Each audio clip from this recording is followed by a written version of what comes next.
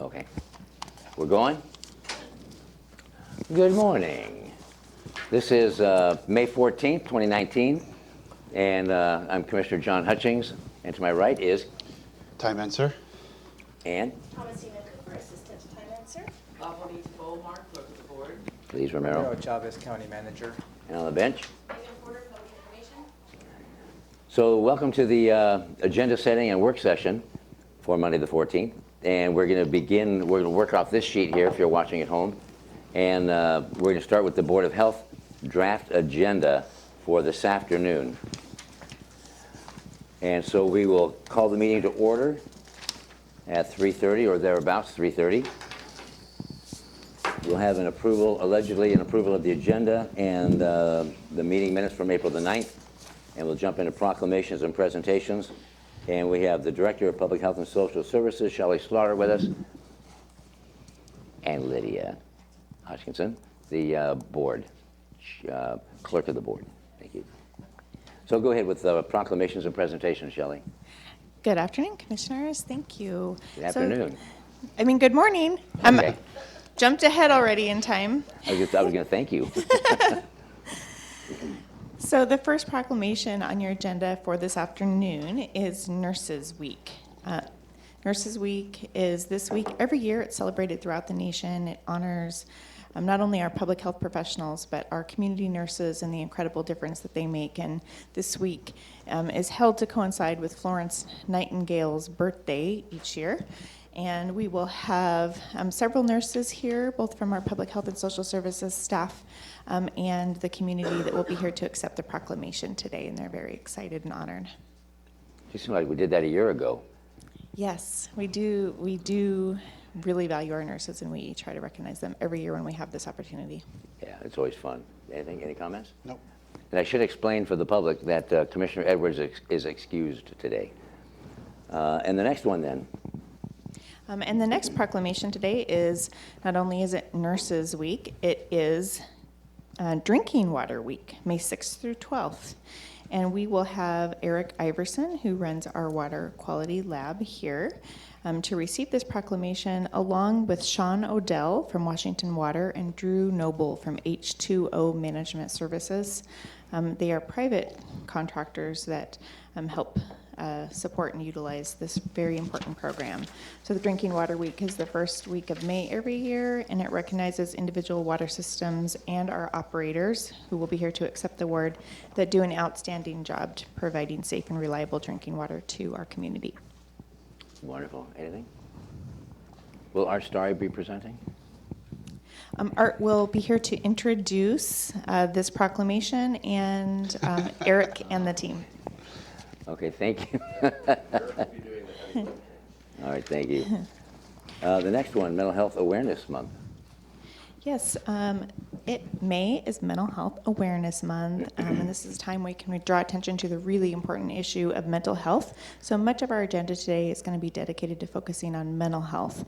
Sometimes mental health does not get as much attention as physical health, but it is extremely critical in our community and throughout the nation to honor and recognize Mental Health Month and all the different activities that we do in Thurston County to promote positive mental health in our community and support those in need of support and mental health services.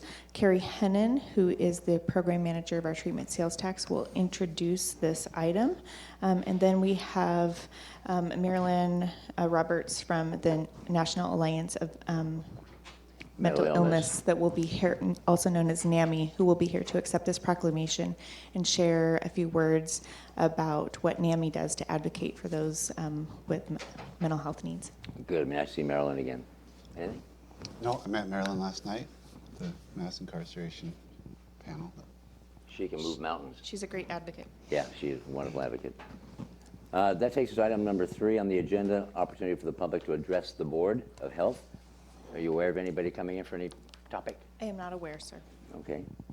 And then department items. The first one is the TMBHO True Blood Program. Yes, Thurston Mason Behavioral Health, in accordance with our mental health awareness theme, will be here. Mark Friedman, the administrator of the TMBHO, will be here along with other staff members, Morgan Black, Martha Reed, and Debbie Kirby, to share information about the purpose and success of the True Blood program, of which our county has been a partner and really promoted. It's made a big difference in helping those with mental illness that are involved in the justice system. Nope. We're on the governing board of the BHO, so we're well aware, but it'll be good to present that to the It will be. Board of Health. And the True Blood program has some wonderful success stories. So I look forward to that. Item number 5, department items, the TST, Treatment Sales Tax Annual Report.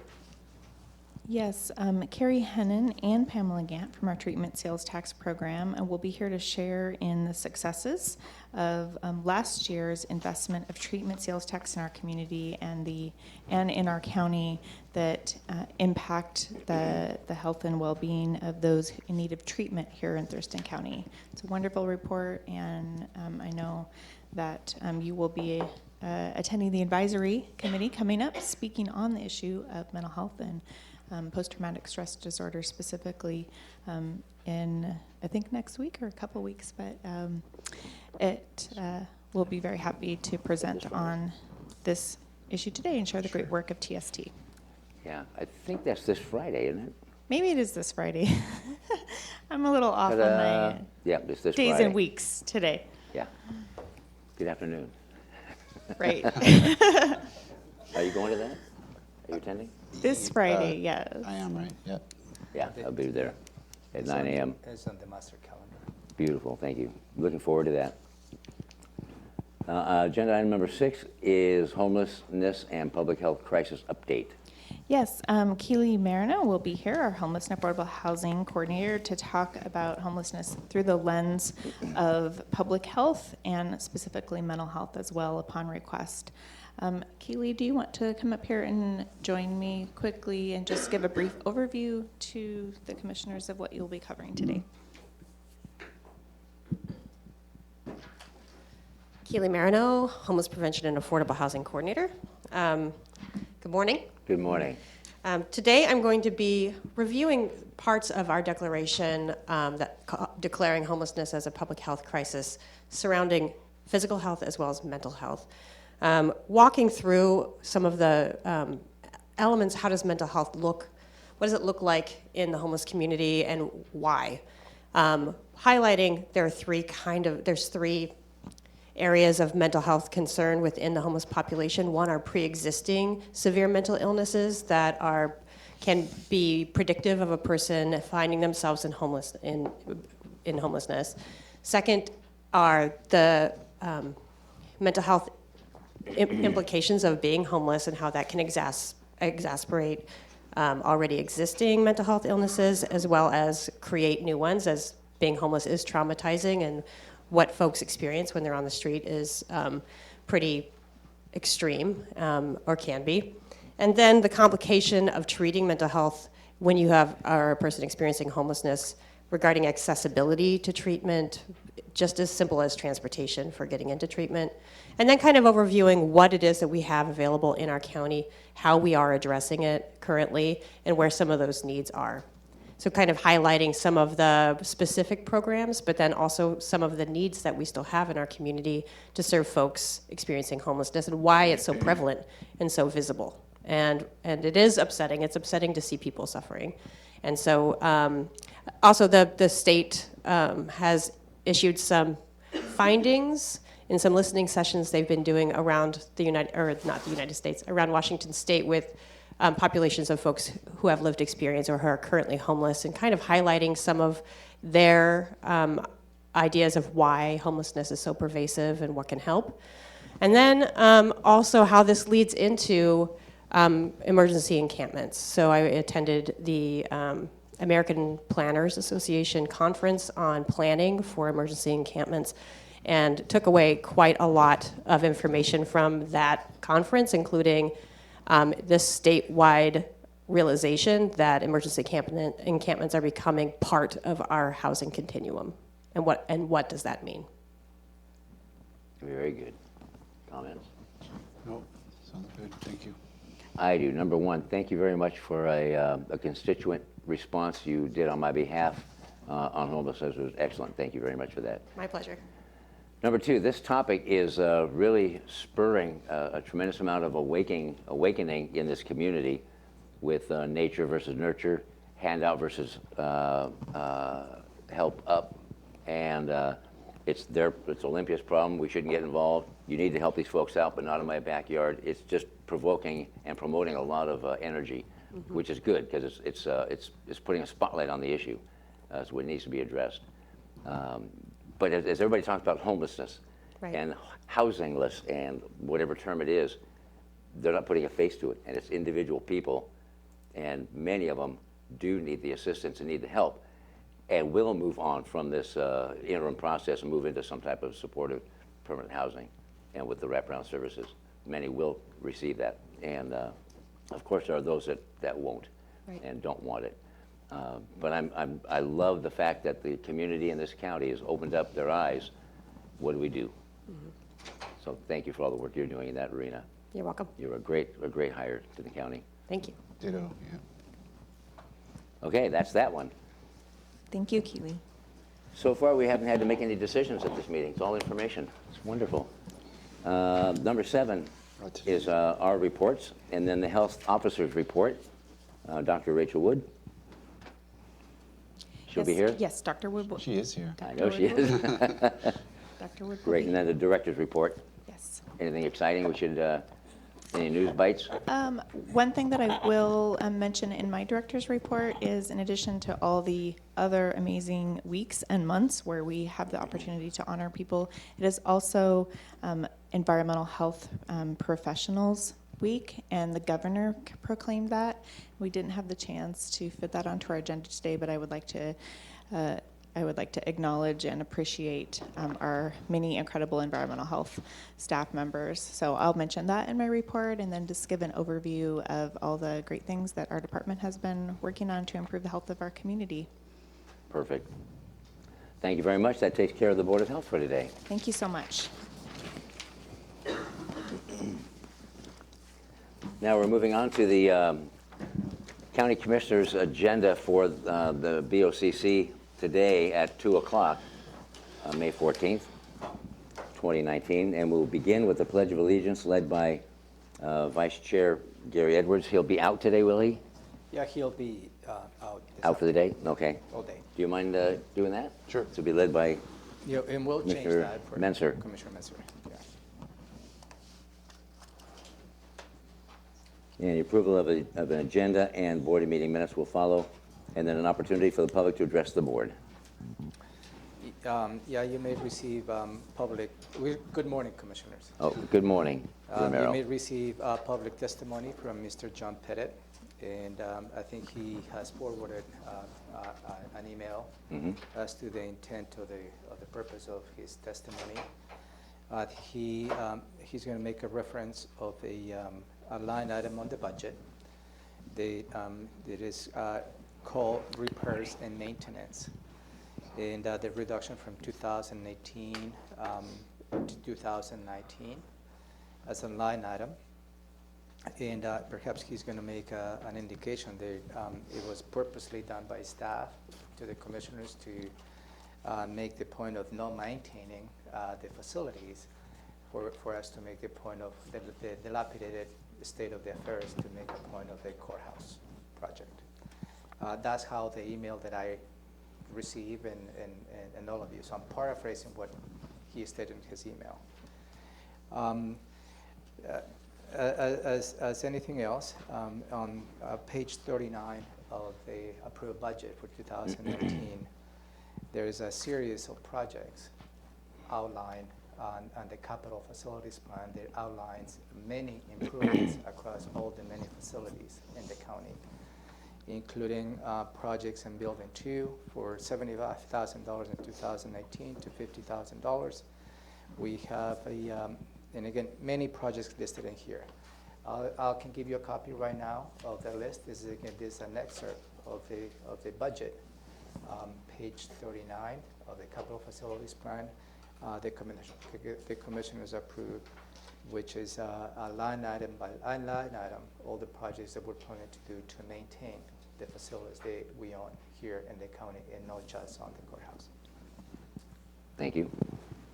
Comments or questions about that? I didn't have a chance to look at what he sent. I just was scrolling. I was But really Robert, busy all day. And what is the line item that he's focused on? He's making a point of a line item under the central services budget, and this line item is titled repairs and maintenance.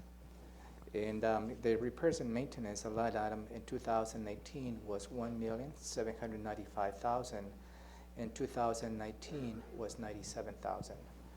And I believe it was the intent for us to start putting a line item of all the projects that we have in the county as opposed to a lump sum. I see. So it's been broken out. Right, so he picked out one specific account code in one specific object and said, look at how this went down. So staff are currently looking to explain the reasons why that particular line went down, but overall, there's not a significant decrease in maintenance projects for these buildings. And again, let me give you just a copy of page 39 of, this is just an excerpt. And I'm not planning to, usually I don't respond this afternoon. Preemptive strike. But I will follow up next Thanks, sir. week. And just to make you aware of, and that's a list of all the projects that we have related to facilities, including many projects here at the courthouse campus. So and again, you may receive public testimony on that.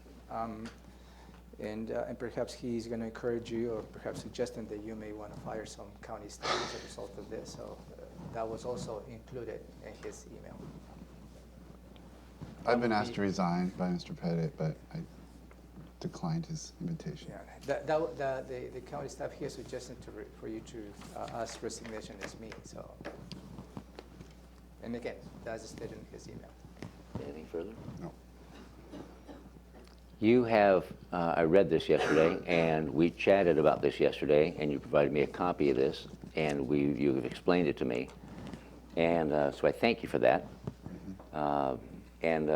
Over the decades, I've always advocated it's A-OK fine to be wrong in your opinion, but it's not okay to be wrong in your facts. And so in this instance, I'll just speak to this instance, to have someone point one specific item out without going further or without even questioning and asking people that know, to jump to a conclusion and paint a false motive that staff is trying to mislead the commission and then call for their termination is highly irresponsible. And I don't excuse that in any way, shape, or form. So thank you very kindly for, and I've been asked to resign as well, but thank you for your explanation. It makes perfect sense to me. And I don't think there's any malfeasance going on or misleading or lack of transparency. So, and again, I will not be obviously responding to his testimony he will be providing today. I will follow up that next week. Thank you. And again, I just want to make sure that you understand the context, perhaps, of his public testimony and this larger aspect of it. Okay. Is there any other opportunity for the public to address the board that we maybe expect? No, that I'm aware of, Commissioner. You aware of anything? I'm not. No. Okay, it'll be a surprise then. And then county manager's update, you'll do that. And then we move to item, did you have anything further on item number 2, do you? The update, County, or do you? I'd like to follow up to public testimony you received last week. Okay, then. And it was a couple of testimonies that I'd like to follow up. One was from Mr. Pettit, where he made a point of there is in the 2019 budget, there is a line item, a revenue line item of $800,000 related to the Transportation Benefit District. And through his testimony, he made a point that perhaps you're planning that revenue is going to be becoming a reality later in the year by raising, the vehicle license fee by $20. That particular line of revenue, it has a proviso that is pending any actions by the Transportation Benefit District Board.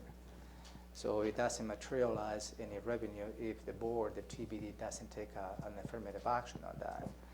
And the way it has been included on the revenues to provide the board as much flexibility as we move along and proceeding with managing the budget in a given year. So that is not unusual to add revenue that perhaps might be coming. And again, as you may recall, Commissioner Hutchins, we had a conversation on this during budget just to give enough flexibility to the board in the event, and if the TBD may want to enact on any particular funding strategy. And I would like to respond in those terms. And also, he submitted to you a petition that you may want to consider putting to the voters, where you want to have, for the voters to vote on any petition or any taxation generated by the county to be a 60% plus one majority. And so I don't believe that I need to respond to that unless you have a direction on that. And also, I'd like to follow up on Ms. Paula Holroyd. She is represented the League of Women's Voters, and she urges the commissioners to set up a specific funding to deal with water monitoring, assessment, and planning for all the water resources in the county, and associated with the association with the WIRAS. And as stated in this letter, it should include major water banking. Consideration should be taken for forest preservation and water conservation needs, stream water temperatures and flow rates necessary to fish reduction also should be considered. I think that perhaps my suggestion to you will be this a little bit too premature. I think we need to go through the first decision, all the different WIRAS, and determine what is the improvements as a relation to their implementation plan, and that will give us will give the region as well as the county a window as to how we need to deal with this matter in the future. On Mr. Pettit's issue about The revenue? the Transportation Benefit District, yeah, I had a conversation with him after the last meeting, and I couldn't explain the budget issue. I guessed exactly what you just said. I said probably there was a placeholder because I assured him that we hadn't made any decisions, hadn't planned to make any decisions necessarily, and we talked about that at length. So hearing it twice might be good, but just wanted to share that. I appreciate that. So are you okay with my response to Yes. Ms. Paula Holroyd? Yep. Yeah, Ms. Holroyd, has she been? Paula. Paula. Has she been involved in the educational series the League of Women Voters put on? She has. I think she's their water subcommittee chair. She also comes to Chehalis Basin partnership meetings, and she also goes to RIA 13. She kind of hits the different water committees.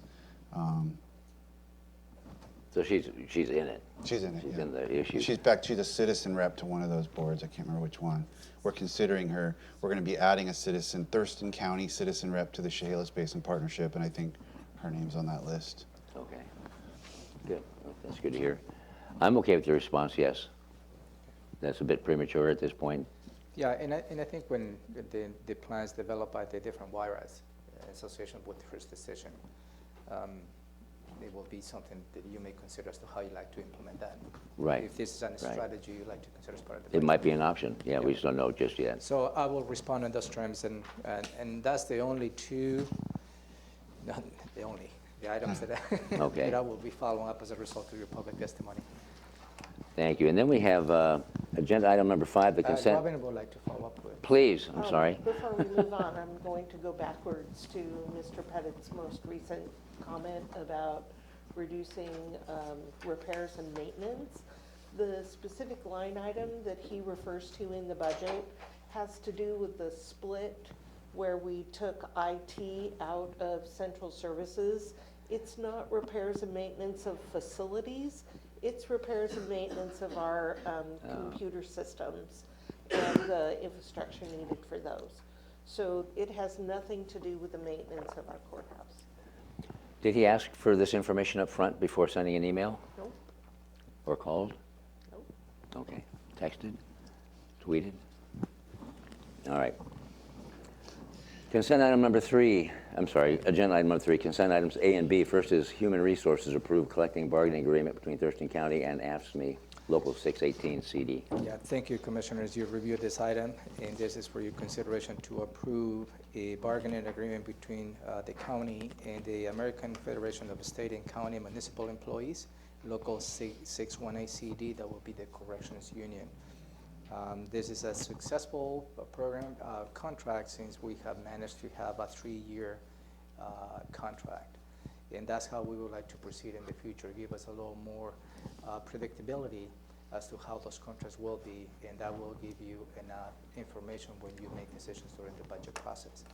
And without having that unknown as to how cost of living increases will be and everything else. So this contract goes from January 1st, 2019 to December 31st, 2021. Okay. Anything? Nope, that's fine.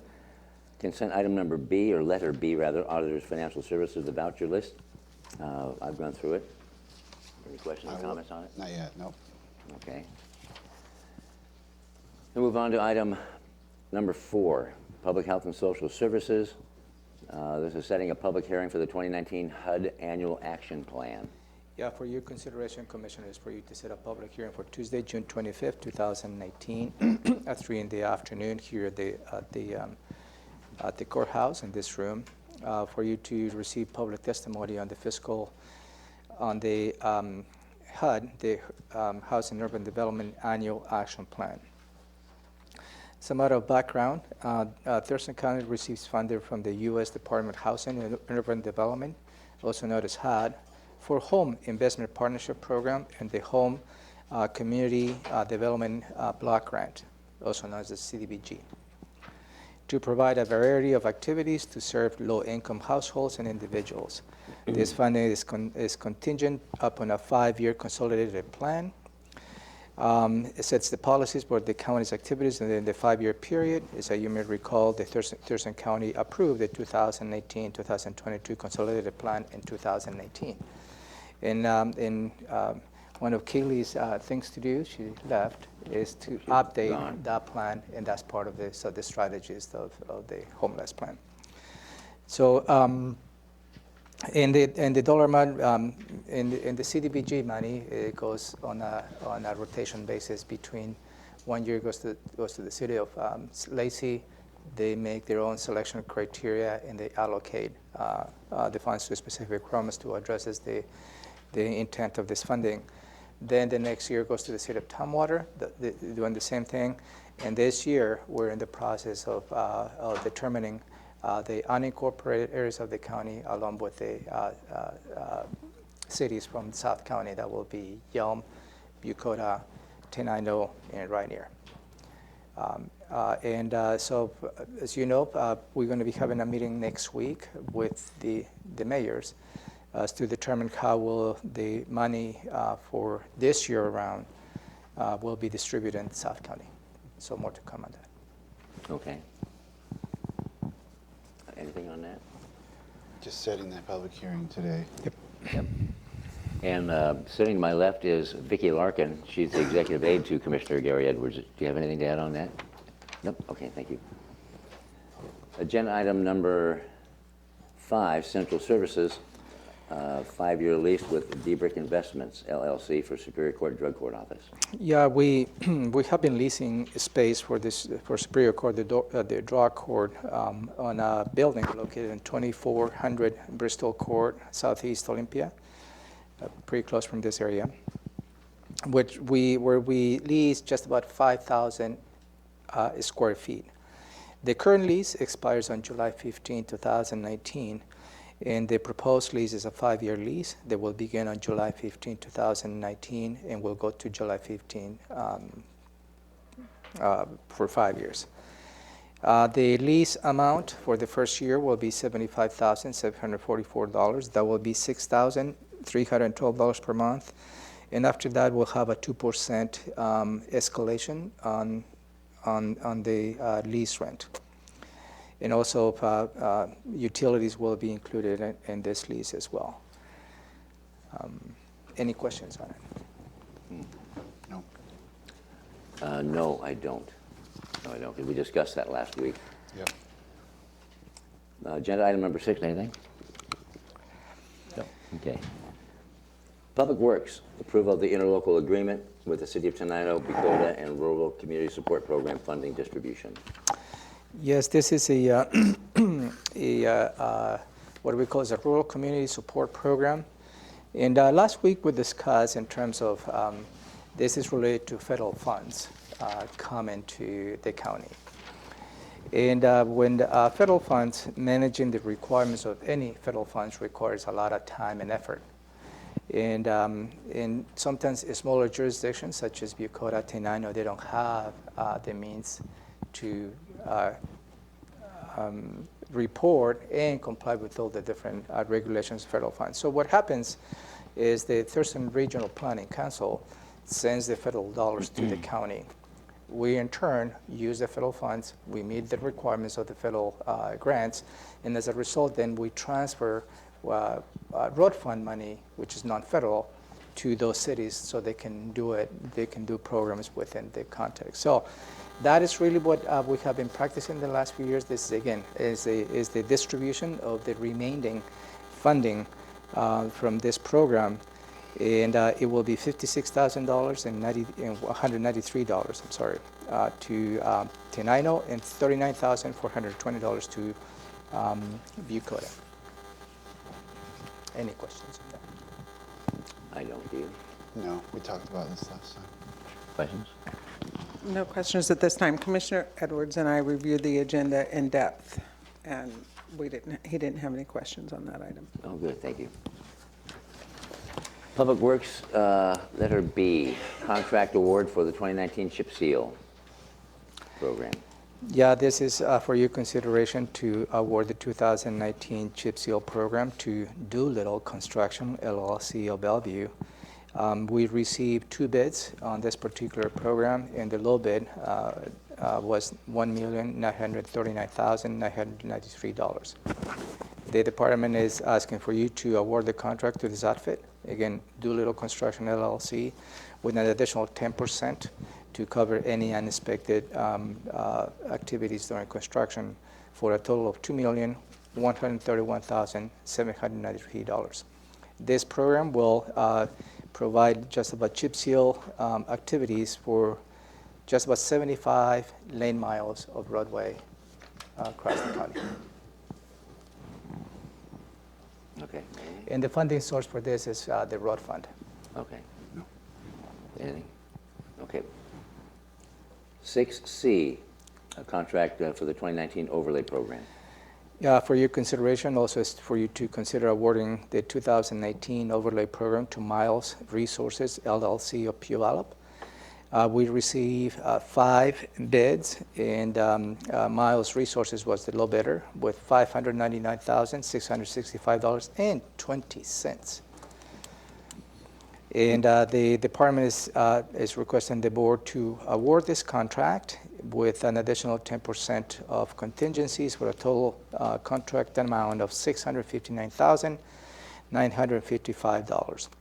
This program will overlay 3.5 lane miles across the county. All right.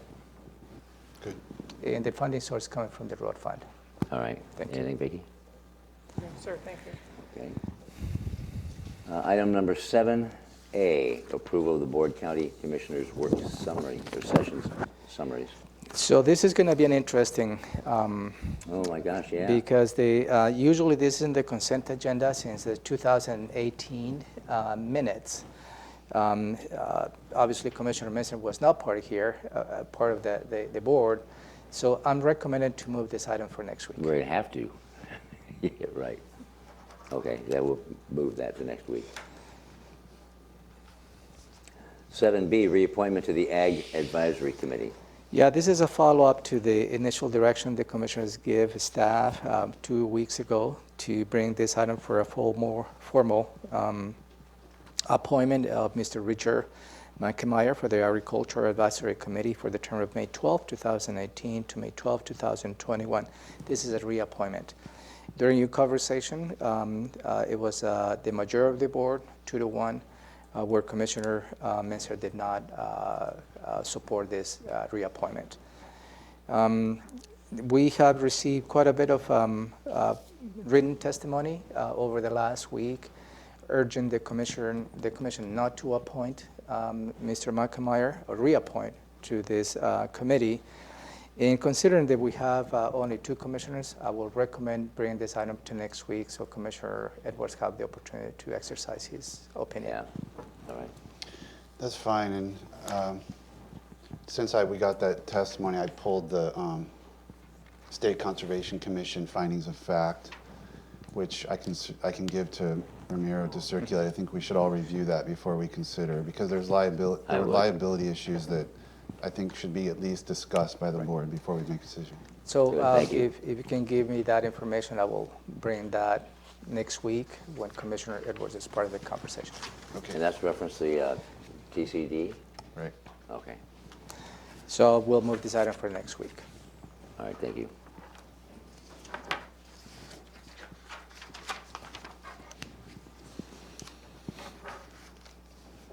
Uh, 7C, that's when we report on stuff that we've done. And then the the county manager's update and her schedule. And then we adjourn. Do you have anything else for this afternoon then? Nope. Anything else, Ramiro? No, Commissioner. Vicki? Robin? No, sir. All right, that takes care of the commissioners' meeting for this afternoon, 2 o'clock. Now we're going to move right on to the Board of County Commissioners draft agenda for the meeting of May 21, 2019, for next week. And again, we'll call the meeting to order. Pledge of Allegiance at this point shows Commissioner Menser. And then approval of the minutes and the agenda, and then we jump into presentations. The first one is Public Works, National Public Works Week. Yeah, Jennifer Walker, the Director of Public Works, will be present for you to consider a proclamation of the National Public Works Week. That's a national event that occurs across the county for all the public works agencies, and that will be from May 19th through May 25th. Also, as part of the many activities the Public Works does to celebrate this event, you are invited to participate in a breakfast. I think it's on Thursday of next week, where you have the opportunity to say thank you to Public Works staff. And after the breakfast, there is an event called the Rodeo. That will be ROAD, Rodeo. Clever. Which Public Works staff really gets through a very small competition as to how they operate specific equipment to that. The winners of that, they go to a statewide competition, which occurs in October. And the winners of the statewide competition goes to the national competition.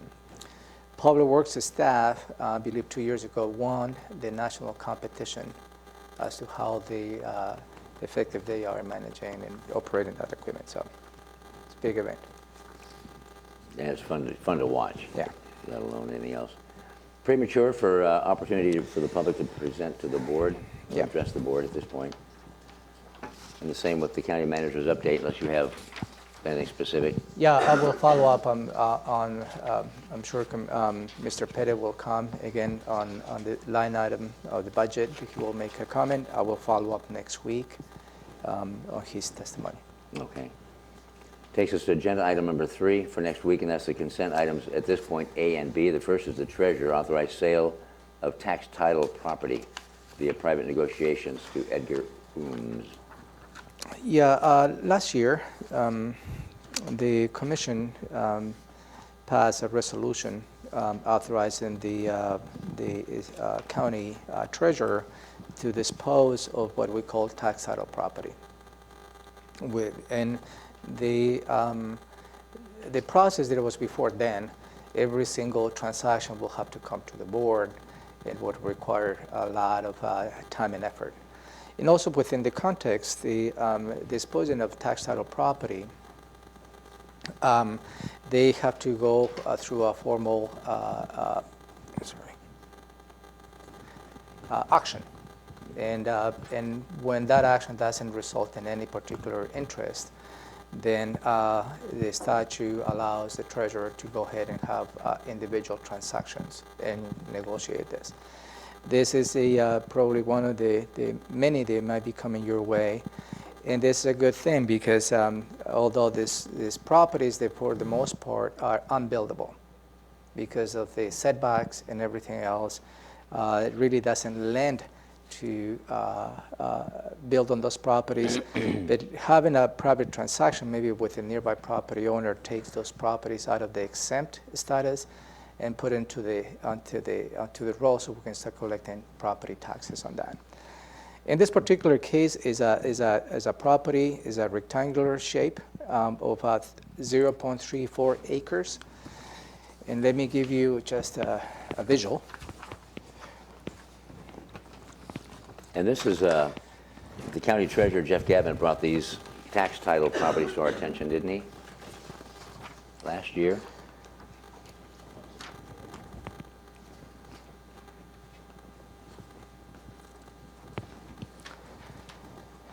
So as you can see on the picture, this rectangular piece that's located right there, it really is, if you put setbacks, this isn't Rainier, by the way. It really doesn't lend itself to build anything. So the proposal is to surplus or sell to a private outfit, in this case is to Mr. Edward Ooms, for $33,610. And that includes the valuation of the property of $3,400 plus fees associated with this transaction. Any questions? Yep, no. Anything? Vicky? No, sir, thank you. All right, takes care of that. And then, did you have anything more on that, No, sir. Romero? Okay. 3B is the financial services, the vouchers, and we'll get that in timely fashion. Department items, agenda item number 4, Superior Court increase of mandatory arbitration fee. Yeah, for your consideration is for you to set a public hearing for July 9, 2019 at 3 in the afternoon in this room and in this building. And this is for you to receive public testimony, for you to consider raising the fees for the mandatory arbitration filings. And it was a recent change on the RCW 3618016, parentheses 5, where the legislature allows the increase of the fees from $220, which that's the existing, to $250. That will be a $30 increase. But the caveat with this increase is as long as the $30 increase supports the indigent defense services as a result of the mandatory arbitration. The Thurston County Superior Court judges have adopted supported this on their vote, and then requesting the commissioners to set a public hearing for them to consider raising the fees. And I believe the increase on the $30, they are planning to be used for indigent defense in terms of when mandatory arbitrations are come as part of the court system. Okay.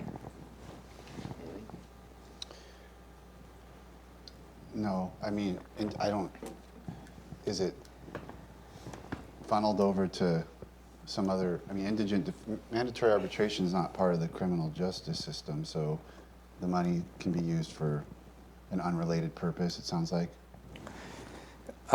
No, I think it has to be when, as part of the, most of civil cases, that you understand, when the Right. judges determine that is a mandatory arbitration as part of the proceedings. Right, but you don't have a right to attorney in a civil matter. Right, but you probably know much better than I do, so. Well, I'm sure it's going to go somewhere useful. We can ask when Yeah, we get and, to that point. Yeah, where's the 30? You're right. Yeah, You the said we're increase. indigent defense, but that's not connected to mandatory arbitration So they're not proceedings. talking about indigent defense as in the public defender. They're talking about the Well, if you don't have the guardians money ad to pay the litem fee, and the attorneys who are appointed in these types of cases. Right, so in the, yes, if you don't have money, so, for example, in a child dependency case or even adult dependency, guardianship actions where the person is entitled to an attorney because they're indigent, Thurston County pays those costs, and this money would help to pay those costs. okay. So we are specifically going to use the money for indigent defense. That type of indigent defense. Yeah, okay. Yeah. I might not call that defense, but yeah, representation. It's Yep. a odd framing. I but got you. Yeah. And if you support setting the public hearing, I will make sure that Pam Hartman-Beyer gives an explanation at the public hearing just to make sure that addresses your concerns and questions. And the legislature may call it indigent defense, and maybe the RCW calls it indigent defense, or equal, but I call it equal representation. That's what it is. It's equal representation for citizens. That's just terminology or twisting a term. All right. Item number 5 is Public Works, resolution to apply for a grant from the Salmon Recovery Funding Board. Yeah, this is for your consideration to approve a resolution for Public Works to apply for $160,000 from the Salmon Recovery Fund. And this will be to supplement 2 fish barrier projects. One is on Salmon Creek at Jones Road, and one is on Elbow Lake Creek on Pisner Road. And this is kind of unusual. Usually the board doesn't need to take an action on giving authorization to apply.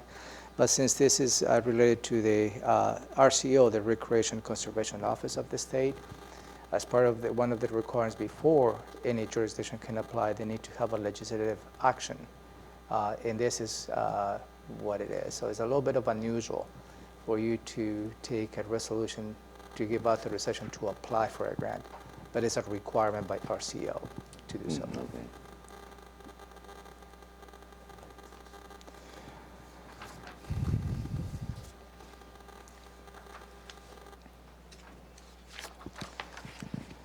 Do you have anything?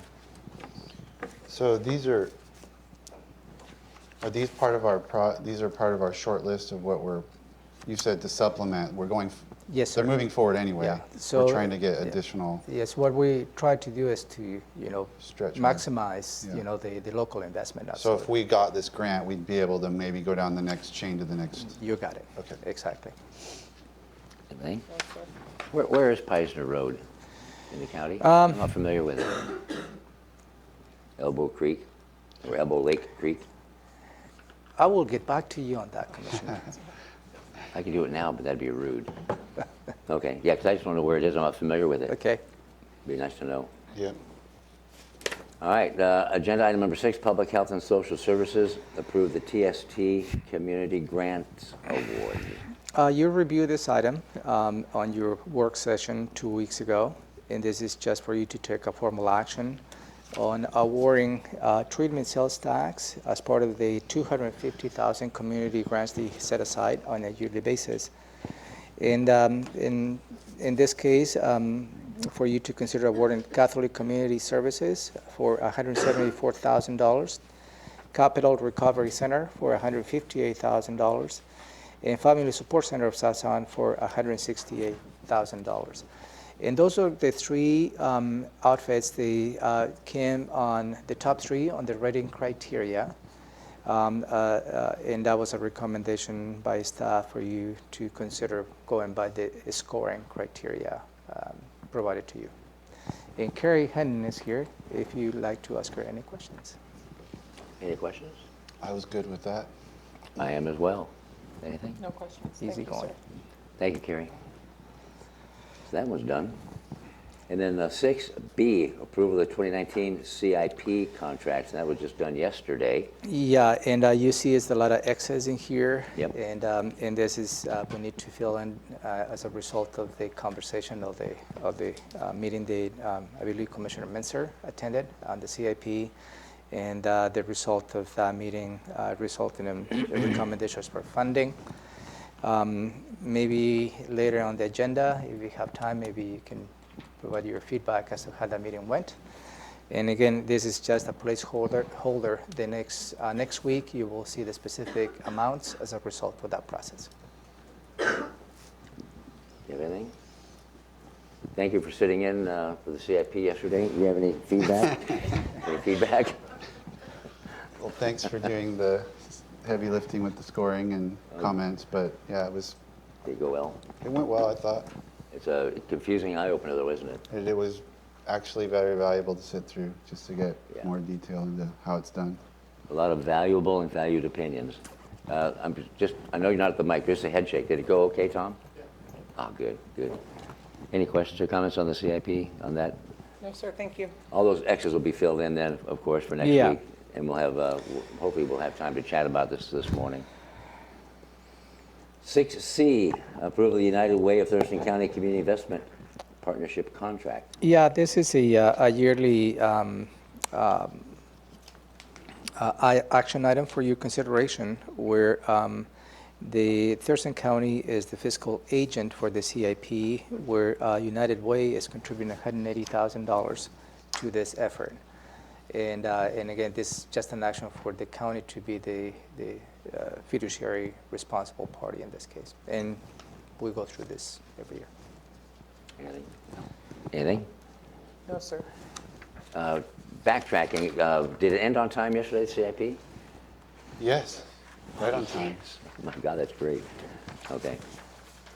Chris said it wasn't going to take anywhere near 4 hours. She was wrong, but it took exactly 4 hours. Did it? Oh, Yeah. perfect. Very good.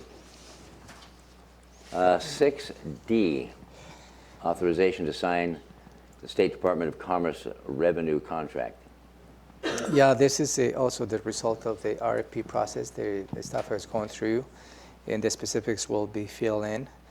This item is to award the contracts on Consolidated Homeless Grant and the Housing and Essential Needs. And also on item 6E, similar to that, and it's different parts of money related to the RFP.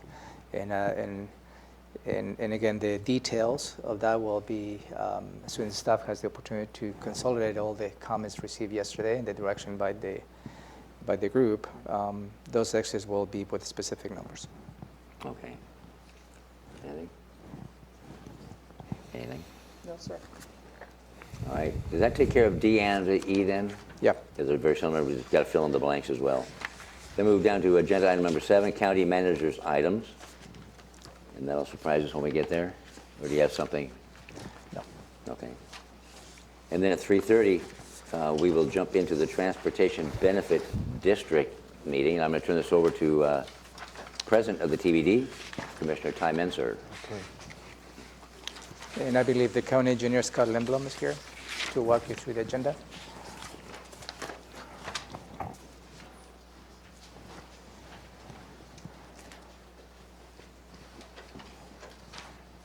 Good morning.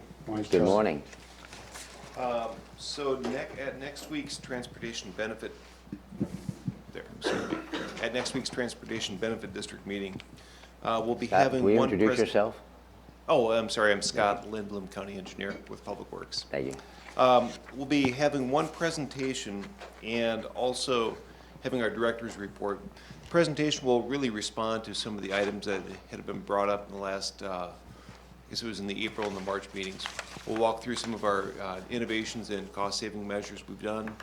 We'll also look at what other transportation benefit districts in the county have done and the decisions they've made for funding, namely those in TBDs in the city of Lacey, city of Olympia, and city of Tumwater.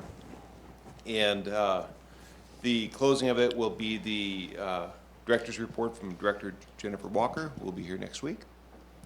And I open it up to any questions that you might have. I don't. Sounds straightforward. Yeah. Are we,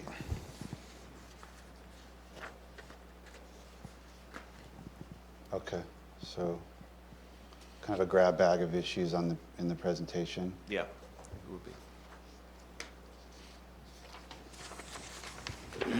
Nope.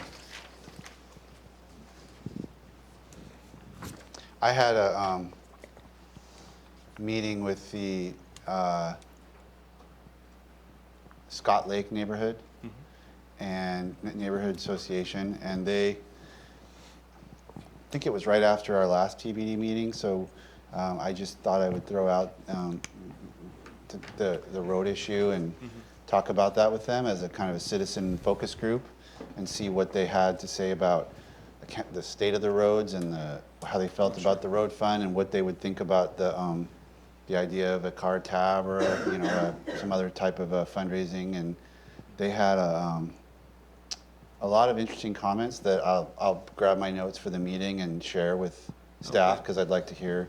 They had some questions that I didn't know the answers to. Oh, great. So maybe when it comes before we adjourn, we can I can report on that. That'd be a great time to do that, yeah. Yeah, they had questions about just a kind of a variety of issues related to how road maintenance is done, and then also about the funding piece. So, Well, you'll have the right people there next week. right. So since we have a short agenda, I might throw that out. Good. Very good. Thanks, Scott. All right, thank you.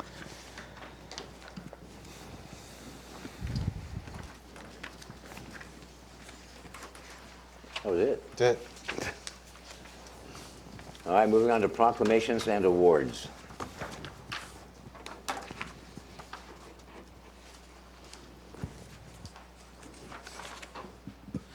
Good morning, I'm La Bonita Bolmar, clerk of the board. And under proclamations, we have one for the month of June, and that's going to be the LGBTQ Pride Month proclamation. I'm working on finalizing that proclamation, and I will set up some people to be here to accept it as we did last year. That's the old- And during that week, we'll fly the pride flag here at the county. Good. Which we already have. Yeah, so we have it. Yes, Yeah, good. we do. Good, okay. We do have the flag. We finally acquired one because we were borrowing for the last few years. Mm-hmm. So, and that proclamation will be on the first board meeting of June, which will be the 4th. Okay. Perfect. Under boards and commissions, I have no requests for reappointments or any applications for new appointments. Included in your packet is just the current vacancies that we have. On the TPA, Yes. we had somebody And Craig resign. Olivetti and I are working regarding that particular vacancy. Oh, this is a resignation. Yes.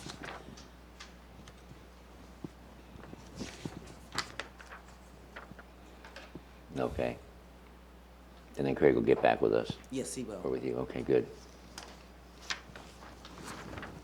That's it? That is it. That's it. Thank you. Thank you, La Bonita. PIO check-in. Good morning, Good morning. Commissioners. Morning. Board of Information Supervisor. I have a couple things to update you on. We're moving forward with finalizing a draft RFP for a website redesign. The web coordinators with representatives from all offices and departments are meeting this week. We're going to finalize the scope and statement of work and work on getting that RFP out there to get some bids. The water panel discussion is next Thursday, May 23rd at the Evergreen State College, First Hall lecture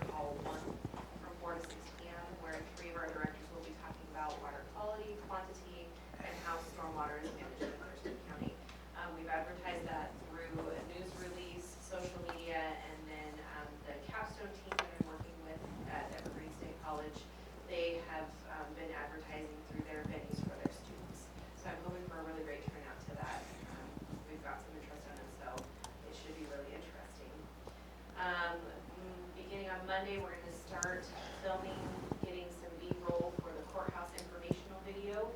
Commissioner Hutchings is going to be the voiceover for that video, so we have it scheduled for May 29th to go into the studio and start working on that voiceover. It's been through all of the review necessary, so we should be ready to go on that script, so that's moving forward.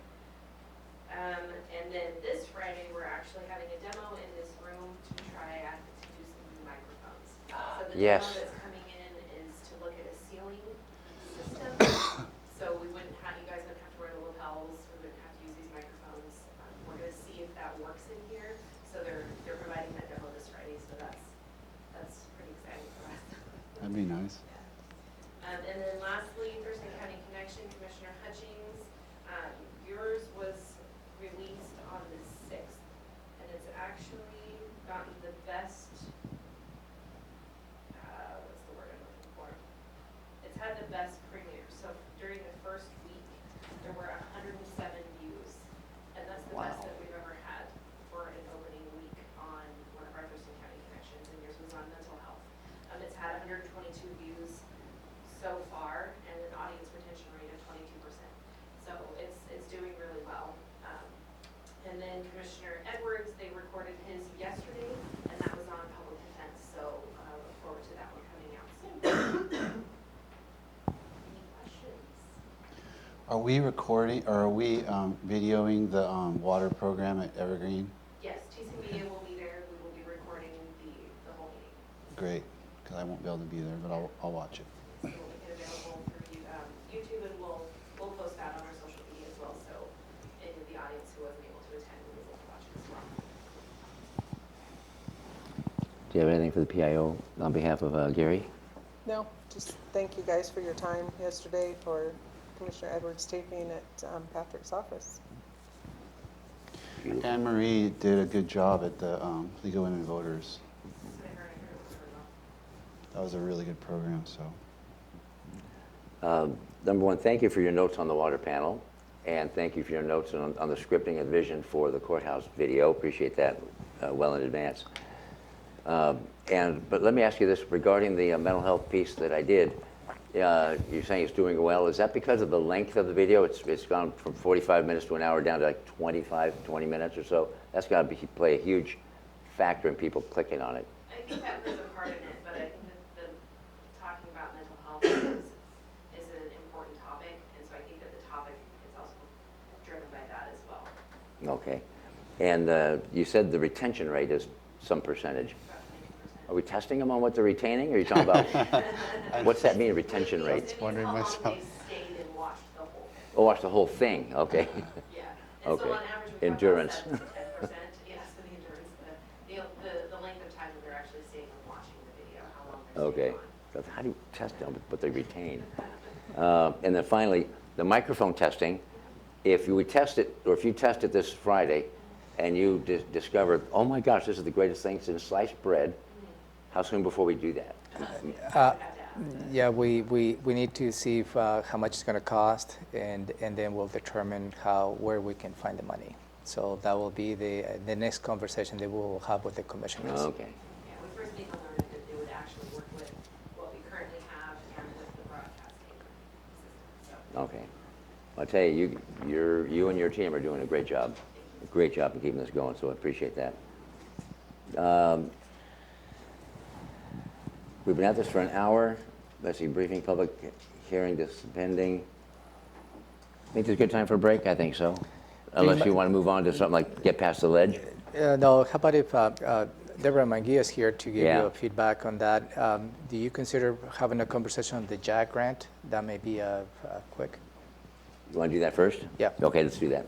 We'll And do then, that. and then you may consider having a break and then come back with a legislative update. Perfect, okay. Thank you, Deborah. So as a follow-up to the JAG grant, and in terms of, more of a background, last year, this JAG grant comes from the Department of Justice, has been coming to the county for quite some time.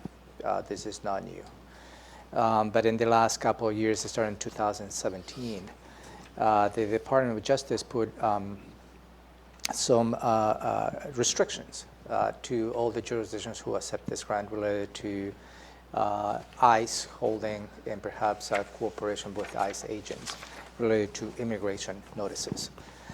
Back in 2000, so that was starting in 2017, Washington State filed a suit, and that part of the litigation has been completed. And our attorney, Elizabeth Partridge, reviewed that, the result of that legal action.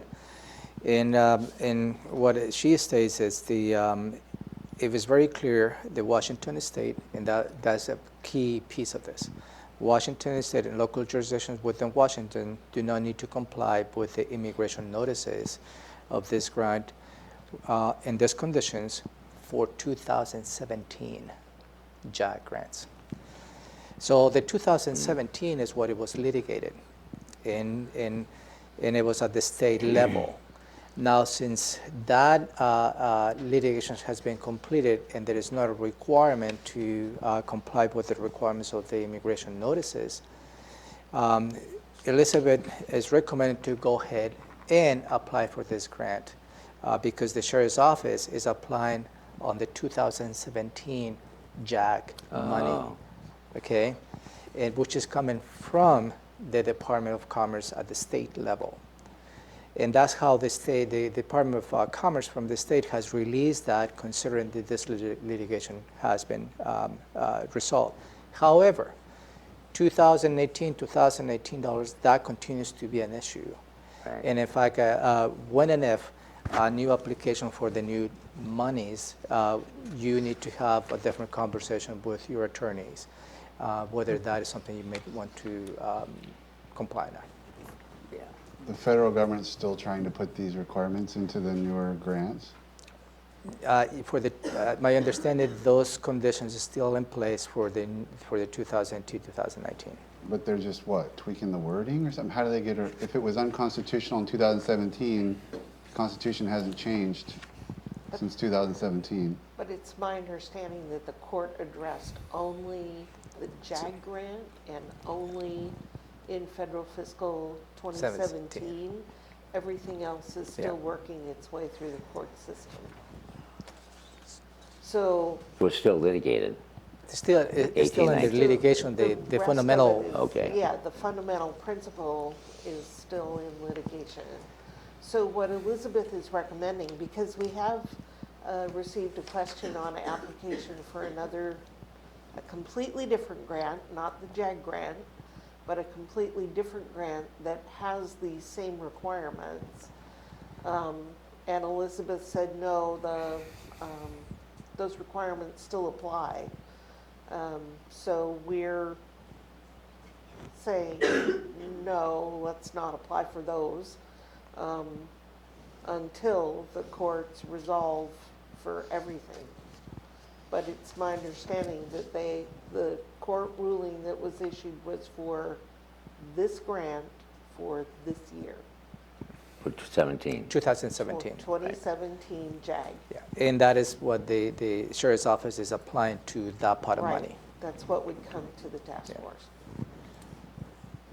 So the recommendation is for the commissioners to go ahead and authorize the Sheriff's Office to Right. submit this Take application. the money.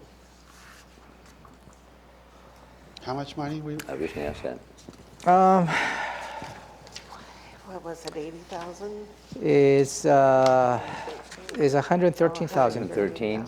Yeah, Out of 13,000. yeah, 113,000. Yeah.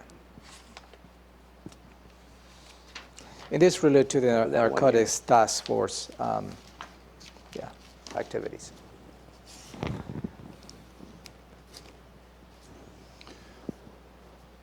No, go ahead, Ty, if you have anything. Just reading the letter from Thunheim. That was last year. I see that says September, okay. Oh, stuff we had last time, okay. Any other questions or comments? And Elizabeth said it's all right. We She should do says it. it's good to go Okay. for this particular grant. So are you looking for a thumbs up at all, or just, Yeah. okay? Yes. advice of Okay. counsel. I mean, I find it, I wish that the prosecutor were here because I didn't, I think that it's odd, it's unusual to me. I didn't read this opinion as being limited, the legal basis for the opinion being limited to something about 2017. So I still have an element of confusion about what's going on, but based on advice of counsel, it sounds like we're clear for 2017. So. Only for 2017. She Yeah. is checking in regularly with our Attorney General on the process, because Washington State was part of the defendants, or they were part of the case, so we were one of the litigants. And the AG's office is telling her that it is narrow. Okay, well, based on that advice.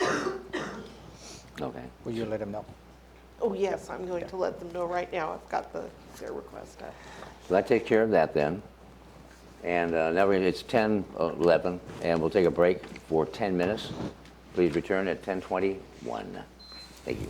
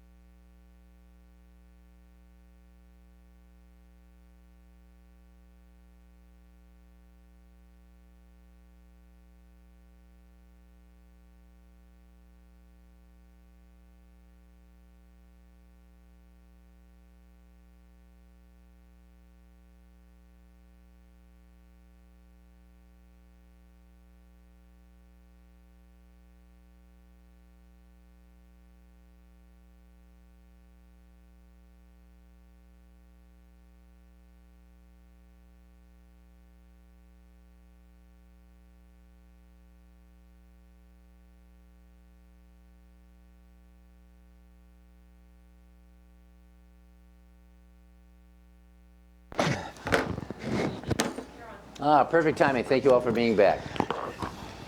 And now we're moving into the part of the agenda, a legislative update, and we have Deborah Munguia that's here to talk about 2019 ledge session.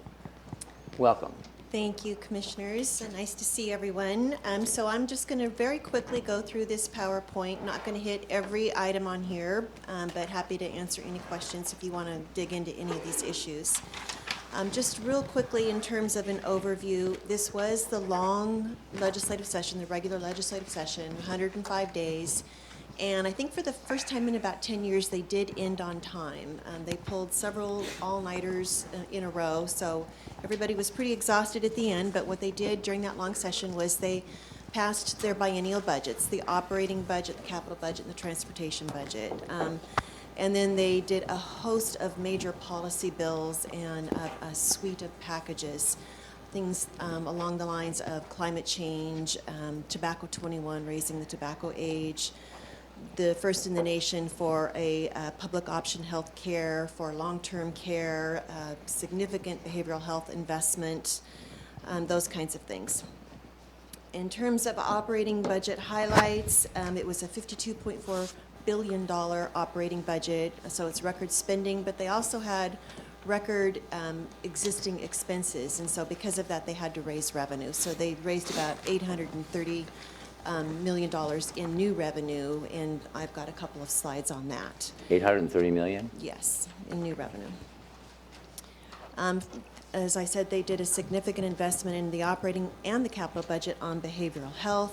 They did a significant investment in affordable housing bills and funding. Education, there was about $230 million in education. There is still going to be some focus next session on education, but the way it was characterized to me was last year they moved the mountains, this year they moved the boulders, next year they're moving the sand in terms of education. So there's still some things that need to be done. And then there was a workforce education investment account that was also created to help with higher ed and help kids get tuition with that, and that program is funded by one of the new revenue bills.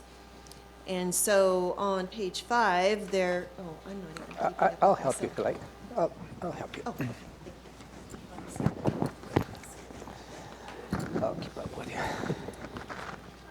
so on page 5 and 6, there is a list of the new revenue bills, and I won't go into a lot of detail on these, but there's a new surcharge in House Bill 2158 on professional services, and this is the one that creates the workforce education investment account. 20% for professional services, 33.33%, or 66.66% surcharge on advanced computing businesses, depending on their level of revenue. Senate Bill 5998 will be of interest to the county because it will affect the county budgets. It establishes a graduated real estate excise tax program. And so the money is directed into different areas, including a little bit that goes into the Public Works Assistance account, and that amount will go, the 1.7% now, that'll go up to 5.2% starting in 2023. And I'll get into a little bit more detail on that bill in another slide. Let's see. So in a later slide, you'll talk more about the city-county assistance account? I don't have any more information on that, but I can get you more information on what that account is and how the revenues on that account are directed.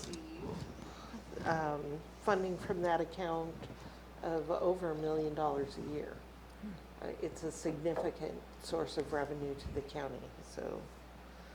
So that looks like that'll go up. I'm not sure how that's going to be. It looks like it should go up. It's a portion based on a combination of things, but mainly population.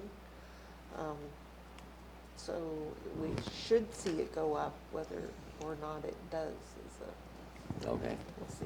Great, thanks, Robin. They converted the non-resident sales tax exemption to a remittance program, and there's some qualifications in that.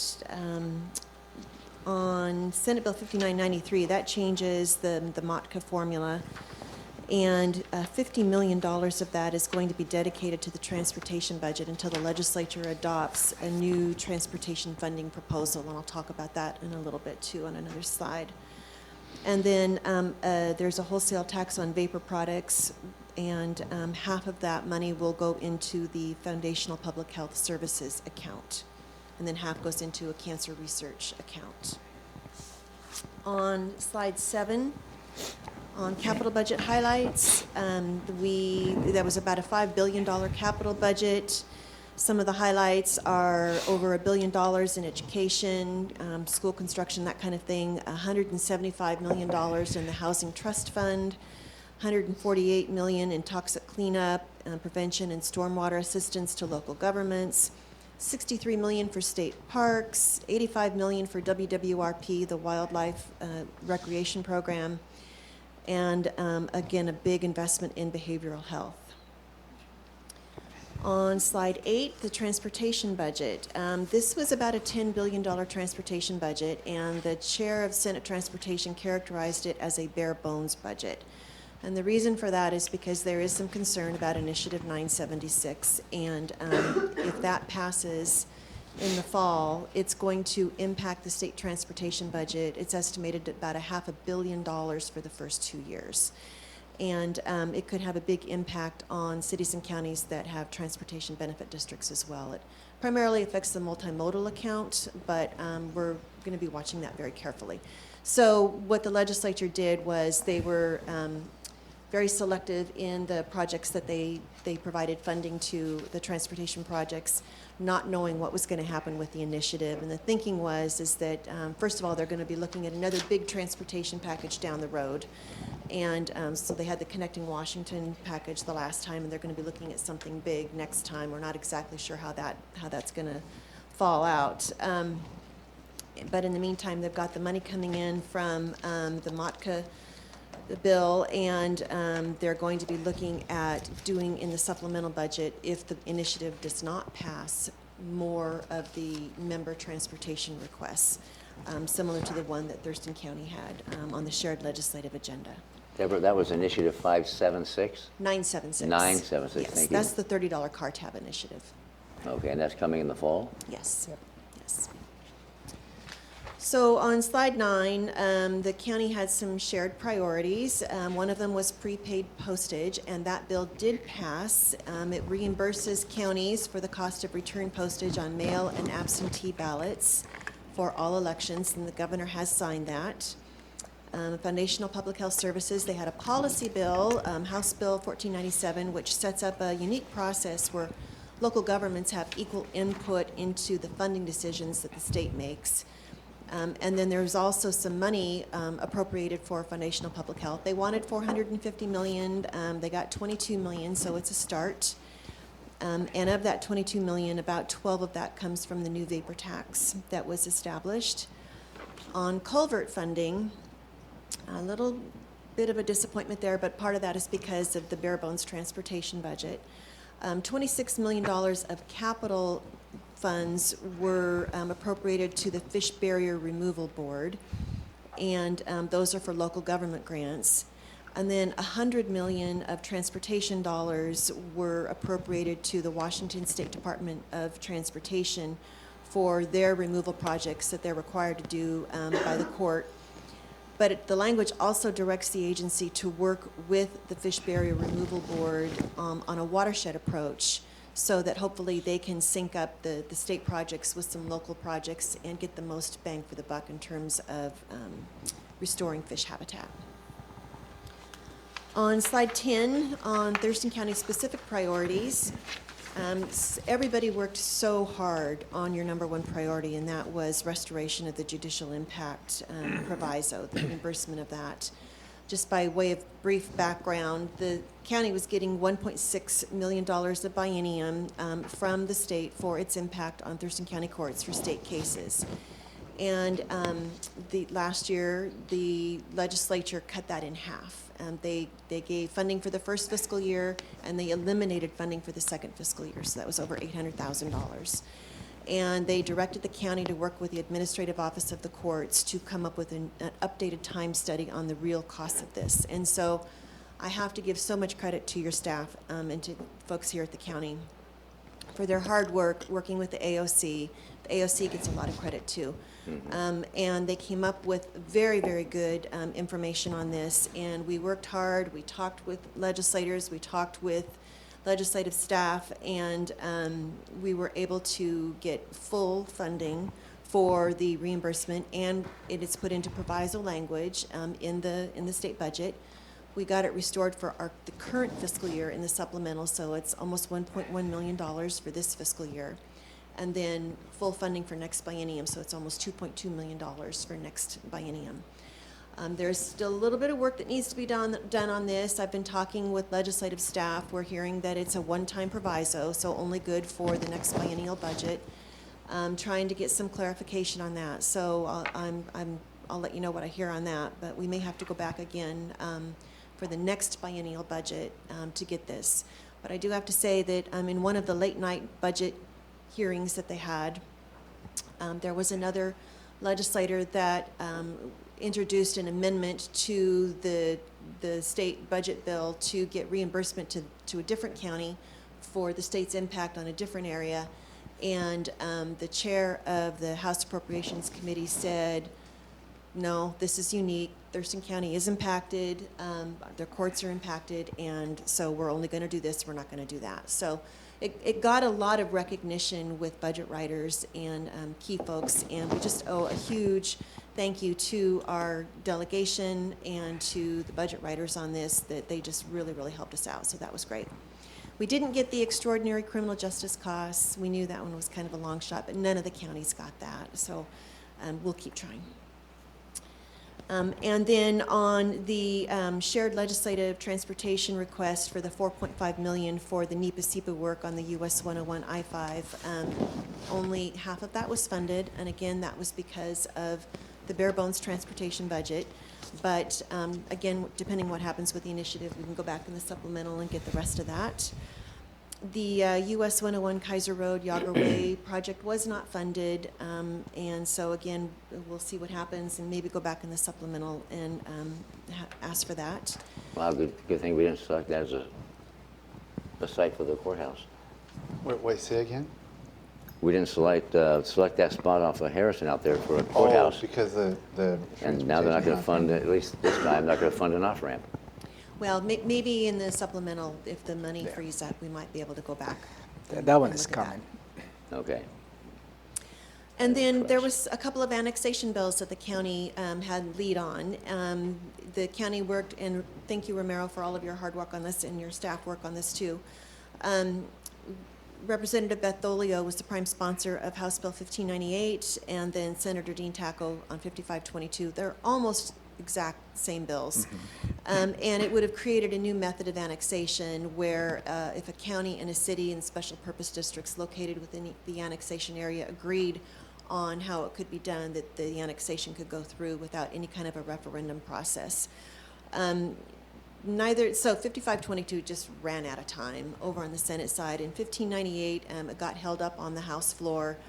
There were some concerns that were raised about not having enough of a local involvement in the process, and so we worked with Representative Dolio and also with Representative Dan Griffey from the 35th Legislative District to come up with an amendment that would have gotten enough votes, but the Speaker held it.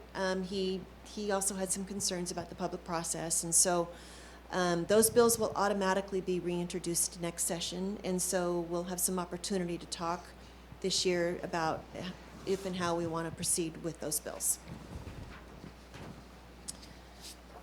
Some other real quick bills that you will be interested in. I mentioned 5998, that's the graduated REIT. For counties that have lower value properties, they're going to be negatively impacted by this in terms of their revenue. I'm not exactly sure if you've done analysis on Thurston. Okay. So the REIT right now is 1.28%. It goes down if you had to 1.1 if the selling price is $500,000 or less. It stays the same if you're between 500 and 1.5 million, and it goes up on the portion of the property that's more than 1.5 million. either 2.75 or 3% if it's greater than 3 million. So again, I'm not sure how that might impact Thurston revenues. 1579, that was a bill that WASAC opposed. That was the bill that gives the Department of Fish and Wildlife new civil authority. The governor vetoed a portion of that bill last week. He vetoed the demonstration projects, and tied to those demonstration projects was the statutory authority that gave the department the ability to charge $10,000 per violation. However, the department does have authority to do rulemaking, and in his veto message, the governor directed the department to do rulemaking authority on the violations per the recommendations of the task force, which was $10,000 per violation. So I've reached out to WASAC to see what kind of participation they're going to have in the rulemaking process, so that's still a work in progress. This has been a long battle by WASAC, because the state, Fish and Wildlife, if you think about the hydraulic permit, the hydraulic permit gives the authority, or the permit authority, to work anything below the ordinary high water mark. And what it does is rivers, streams, whatever, any work below that ordinary high water mark, you need to go through a hydraulic permit. Well, through rulemaking, 4 or 5 years ago, Fish and Wildlife decided to impose permitting processes above the ordinary high water mark. For instance, if the county were to replace guardrails, we need to go through this hydraulic permit, which didn't make sense, and we continue to argue that. And now adding $10,000 per violation, where now that's going to create a lot of work for every single local jurisdiction going through this process. So it is extremely unfortunate how this has evolved, as to how I believe is overreach by Fish and Wildlife as to how they manage this permit. And I know that the department has not received the funding that they need, and I think that this probably would have replaced some of their funding concerns. But Because you're right, they changed the funding strategy as how the department is funded by fee-based as opposed to general fund allocation. When it was changed by fee-based, then obviously they expand the reach of how. Enforcement. Yep. So And that ultimately hurts whales. more than what you want to know. And then the Washington Association of Sheriffs and Police Chiefs. Last year, the legislature appropriated some money for them to do a grant program. This year, they have a bill that grant program is now a statutory program, and the operating budget appropriated $2 million for that, and that's a grant program that helps locals with properly identifying folks that are involved with the criminal justice system that have behavioral health needs or substance abuse disorders, and giving them help at the time of engaging with those people, or helping them with the services that they need. So that's a really important program. The legislature also did a host of affordable housing bills and bills related to homelessness and tenant protections and things like that. 1406 is something that the county may be interested in. There's a very complicated formula, and I'm happy to get you more information on that, but it would allow a county to impose a local sales tax credited against the state sales tax for affordable or supportive housing. You can bond against the revenue. You can use it for operation and maintenance. So there's a lot of things that this bill does that gives cities and counties some authority there. And then House Bill 1377 requires counties and cities that are engaged in comprehensive planning under the GMA to allow increased density bonus for certain low-income housing developments on property owned or controlled by qualifying religious organizations. There's some parameters around that. 100% of the units have to be low income, which is defined as 80% of area median income or below. The units have to be held just for low income, regardless of property, if the property changes hands for 50 years. The religious organization has to request it. They have to pay all the fees and charges associated with that. So, but that's important for you to know. And 5383 gives counties and cities the ability to adopt ordinances regulating the creation of tiny house communities, and there's some parameters around that as well. And then 1219 allows counties and cities to use REIT 2 money for homelessness and affordable housing until January 1st, 2026. There's some limitations on that as well. And then looking ahead, one of the changes is there's going to be a new Speaker of the House this summer. Speaker Chop stepped down from that position at the end of session. Pro Tem Speaker John Lubbock is the acting speaker, and we will see what happens, but it's gonna create some changes in the House of Representatives. And so as soon as we hear when they make that vote, that decision, we'll let you know. We want to start working on our legislative priorities very soon. I know that House Committee days are in September, so it's a great opportunity to talk with people then, but then we've got our folks right here too, so that's good. And then the supplemental budget year is 2020, and so we've already talked about transportation supplemental projects. I know that there's some concern with the Thurston Mason Behavioral Health Organization and the ITA courts and the beds. Had some discussions with the Healthcare Authority this session on that. They're looking at coming back in the supplemental and seeing what we can do on that. Okay, great. There's going to be a lot. It's going to be a short session, but it's going to be a busy session, and so we want to make sure that we're prepared for it. I'm happy to answer any questions. Yes, sir. Not necessarily a question, but I'd just like to express my deepest appreciation to Deborah. She has worked so hard to put the county in a position that we have been successful. I think it has been one of those legislative sessions that has been a success to the county, a success to the region.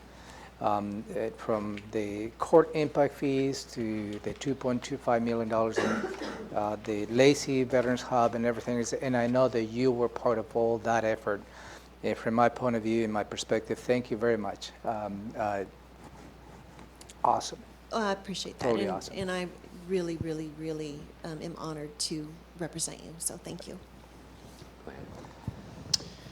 A question. I saw the packet of like all, the full summary, and it's like it's pretty incredible. So you may not know this answer, but I'm going to ask you, since somebody last night at a meeting brought up a bill. I think it has to do with like it's kind of like a working. They called it Working Washington or something, probably related to like immigrants in, I'm guessing in like agricultural industry, or I think that was the point. But the citizen said that there was provisions in it that would have relevance to us in terms of our local law enforcement and information that's shared with the federal government on immigration, ICE stuff. Again, buried into a bill about trying to keep probably our agricultural workers functioning and not dissuade. So anyway, if there's something, it's the first I'd heard of it was last night. Okay. So if there's anything that you can share about that or I'll look into pass it, along, and I'll get you the information so you can pass it along. Okay. I also like to thank you because this is my first time doing any of this, and I worked with you and a couple of other folks with BHO and stuff, and it was just really easy to work with you, and you were always prepared, and places where I might have gotten a chillier reception, you definitely obviously have really good relationships across the aisle, both aisles, so you're obviously a great asset, so thank you. Oh, appreciate that. Thank you. Okay. And I have a question. That is, many governors in the past, I'm going to be the education governor, I'm going to be the green governor, I'm going to be the power or the energy or the environment, whatever. But this legislative session had a smattering of everything from fish to education, mental health, and such. What would you say was the biggest focus of this session? What issue? Oh, well, they kind of go in waves, but behavioral health and education were probably the two biggest issues that the legislature was dealing with. There were lots of things. Vaccines was, a big issue, and there were other things that were big too, but probably behavioral health and trying to figure out a way to manage the True Blood settlement. And then, of course, the legislature already satisfied the requirements of McCleary, but the way that they did that created a big bow wave in terms of funding, and so that had to be addressed, and so, yeah. And is it safe to assume that behavioral health will remain pretty high as the issue du jour even next session? I'm not sure about that.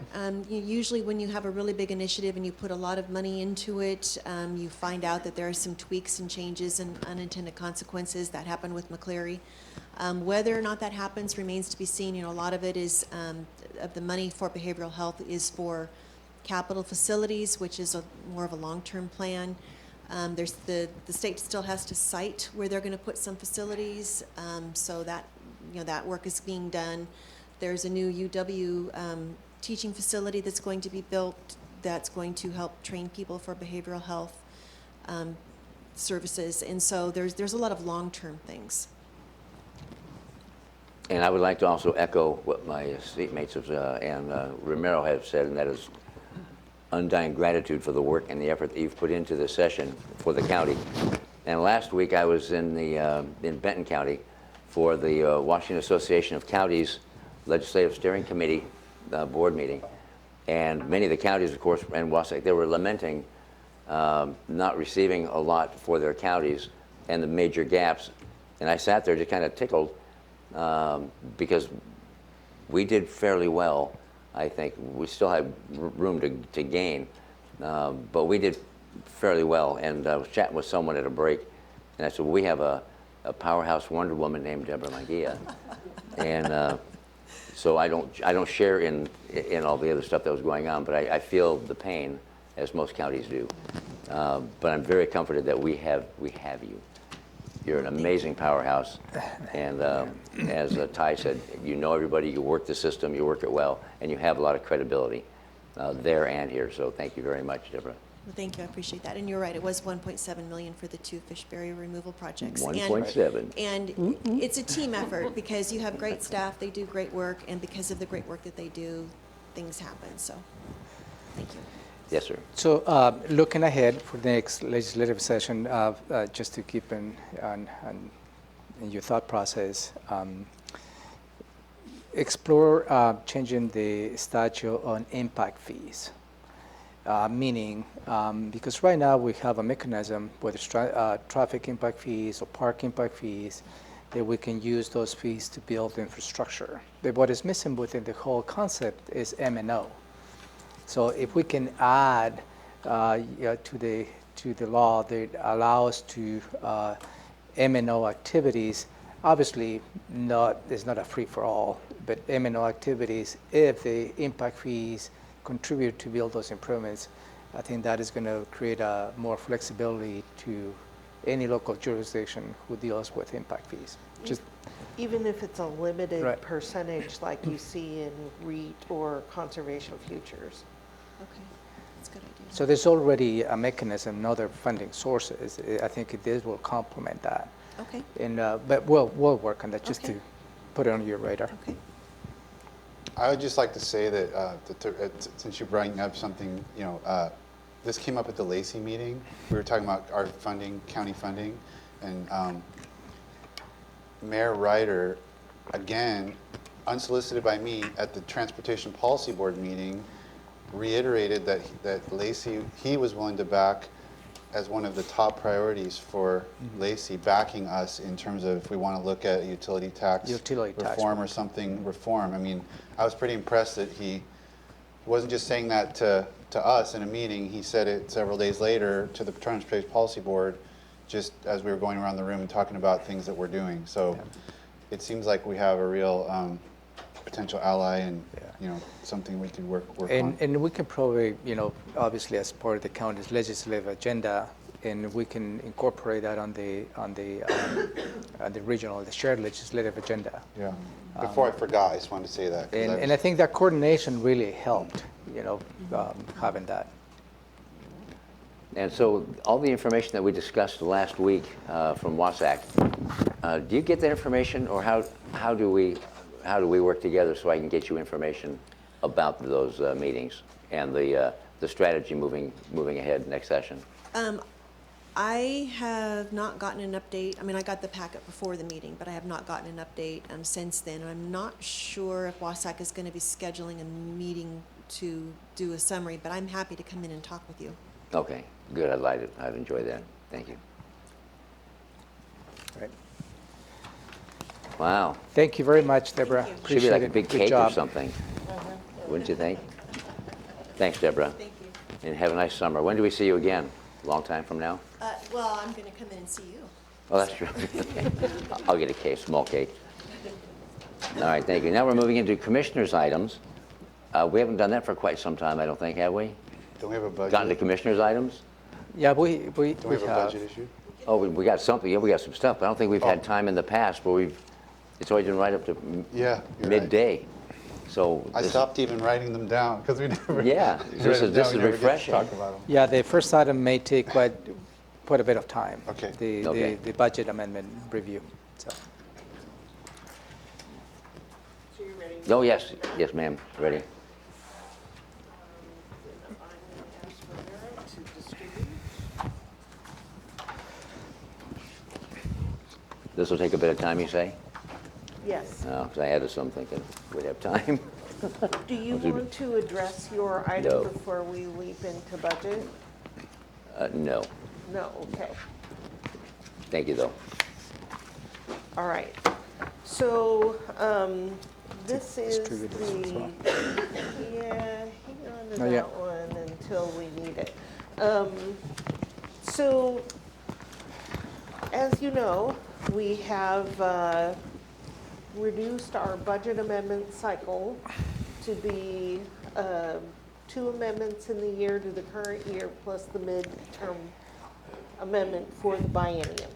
This is the first amendment for this biennium.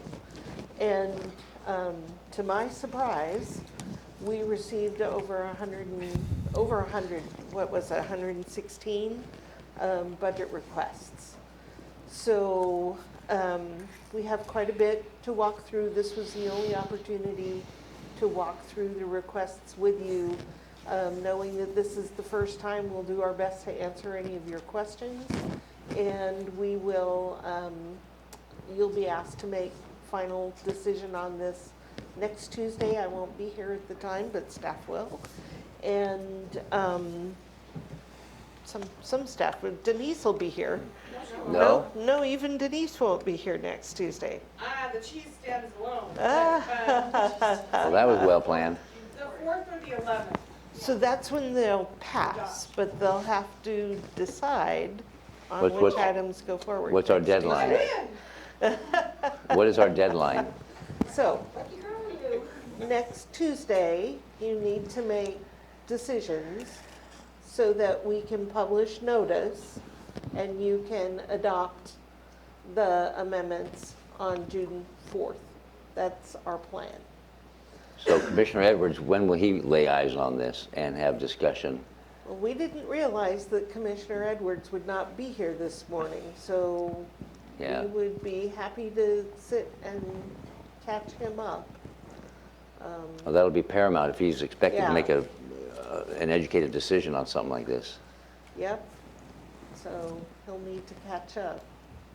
You reckon you can find some time for him in the The in trick the is gonna schedule? be to Absolutely. find time with me. Okay.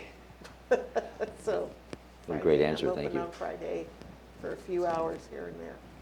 Okay. There are some things I can rearrange, but others I can't. And I will be next week at the GFOA conference, so. All right, so we'll walk through these, and this is your opportunity to ask questions so we can get information back for you.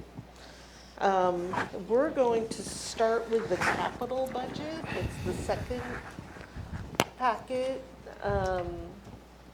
because most of these items in capital are items that were begun last year and not finished, so the request is to bring the money forward. Some of them are adjusting the amount of the project, and I'll highlight those, but all of them are already approved in your capital facilities plan. So very few of these is additional funding for the budget. Good. Okay, so we're going to walk through them pretty quick, and I'm going to try to identify which ones are what we call reappropriation, which is bringing money forward from last year that was not spent, approved but not spent, and which ones are something else. And these are all front and back, too. Oh, yes, 116 requests. Oh, my goodness. Okay. So there's a lot to review. So attempting to go rather quickly, the first item is number 1. Thank you very much for numbering these lines. So line 1 is for the Deschutes River Trestle. It is bringing money forward from last year. Number 2 is the Chehalis Western Trail Bridge. You've talked about this bridge on many occasions, and again, it is bringing forward money from last year. Item number 3 is the related. It's the related bridge across Talcott. It's related to the Western Trail upgrades, and that is bringing money forward. Item number 4, Johnson Point Road and Hawks Prairie Road is bringing money forward. So most of these are just projects that didn't spend as much as they thought they would last year, going to continue to work on them this year. Item number 5 is Vale Road, bringing money forward. Number 6 is Delphi. This is a little more complicated because not only are they bringing money forward from last year, they're restructuring the funding in the current year, and they're asking for REAP money that was in last year to be also brought forward. So it's complicated, but basically, you know, at the end of the day, it's the continuation of a project that's currently underway. Maybe REIT 1. REIT There's 2. a little bit of REAP 2 REIT 2 is, in this. oh, okay. Yep, but it's the money that we'd already planned to spend.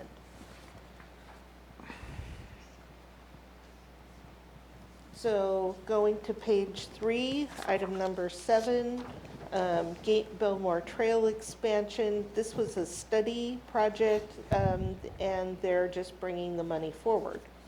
Number 8 is on the Grand Mound Mobility Study, also bringing money forward. Number 9, County Road Safety Improvement Program, bringing money forward. 10, Olympic View Traffic Calming, also bringing money forward. 11, the Reeder Road Bridge at Beaver Creek. They are bringing money forward for that. And I just have a question, recognizing just some at, revenue. and it's just on, it's an easy answer, I'm sure. Top of page 3, the first 2 actually say, for the title, study carry forward request, carry forward request. Yes, they do. The bottom 3 are saying carry forward as well, but doesn't say so in the description or the title. It doesn't say it in the title, but we do have it in the description, and the review that we've done ensures that what they're doing is just. It is carrying forward, okay. Current project. They're also in line 11 is recognizing a revenue that is going to come in this year, which, The bridge replacement, yeah. okay. So number 4 is, Number 4. oh, page 4. Sorry, Page top 4. of page 4, line 12. This is the Spurgeon Creek Fish Passage replacement. We are receiving new revenue for this project, and so the total project cost is going to be $2 million. It had been funded in REIT, and now it's going to be funded through the grant. Is that correct? Correct, that's the RCO grant. Right.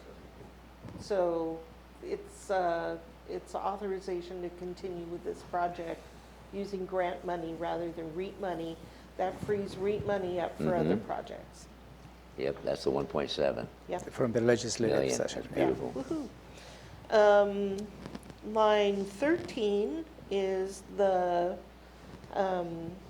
Project on Old Highway 99 and Tilly, it's bringing money forward. Line 14, Yelm Highway and Meridian Road is bringing money forward. Line 15, Marvin Road improvements, also bringing funding forward from 2018. 16 is also bringing money forward for Highway 99 at SR 12.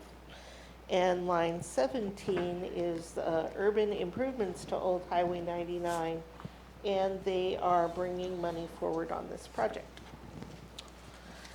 One of the good things I'm going to say is we're about halfway through the capital is that the authority that you've given us to restructure the capital budget, one of the items that we'll ask you to approve in the budget amendment is language that will allow the departments, and really there are only two departments with capital projects anymore, Public Works and Central Services.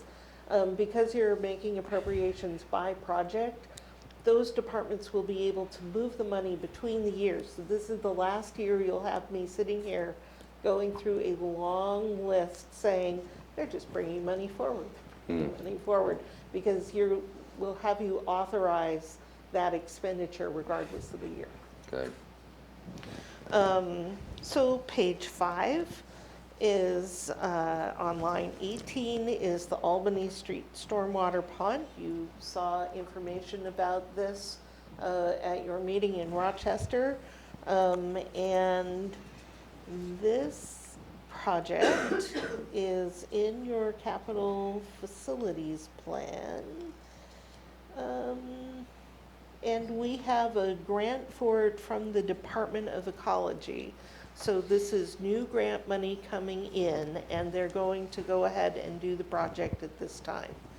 And am I correct in saying that this had not been budgeted in this biennium, and that's why we're seeing it now? Yeah, excuse me, I believe in this one, we weren't sure we could grant a BF. Right. So it had not been added to the budget before, but it is on your CFP. So this is predicated on new grant money coming to the county. You talking about Albany or Boston Yes. Harbor? Okay, Albany. Okay. Albany. Line 19, where you have Boston Harbor, all they're doing there is moving the money from 2020 to 2019. So you see an increase in 2019, a decrease in 2020. And again, after you take action in the amendment, you won't see these types of transactions in the future. Line 20 is the Boston Harbor Water Treatment Building. This is bringing money forward. And then line 21, Grand Mound Reservoir Project, also bringing money forward, not only in that fund, but also in REIT 2.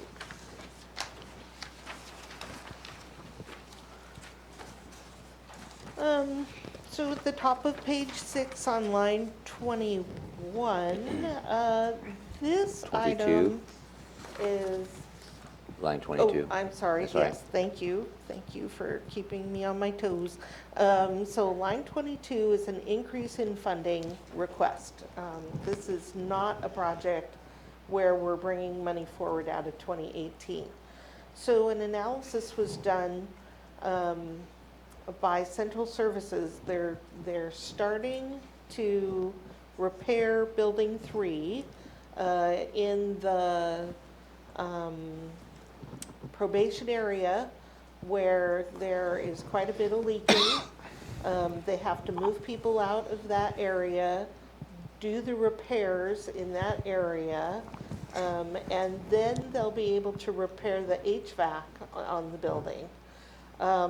They had budgeted $300,000 for it. We're paying for it out of REIT 1. The total cost of the project is going to be closer to $1 million. So they are asking to increase the budget by $650,000. And if you would like to see the financial plan for REIT 1, I have it. There is currently funding available in REIT to increase this project if you should wish to do so and not reduce other projects. But it will bring us pretty close to a zero fund balance in the future if we take another 650 out for this project. We also, as you know, are looking at the costs of the jail expansion, and we know that that's going to cost us more than we had anticipated. So I've been running some tests to see how high can we go for that project. It's going to be delayed at least a year, though, I'm guessing. Or the bond payment, we won't start making bond payments this year at this point.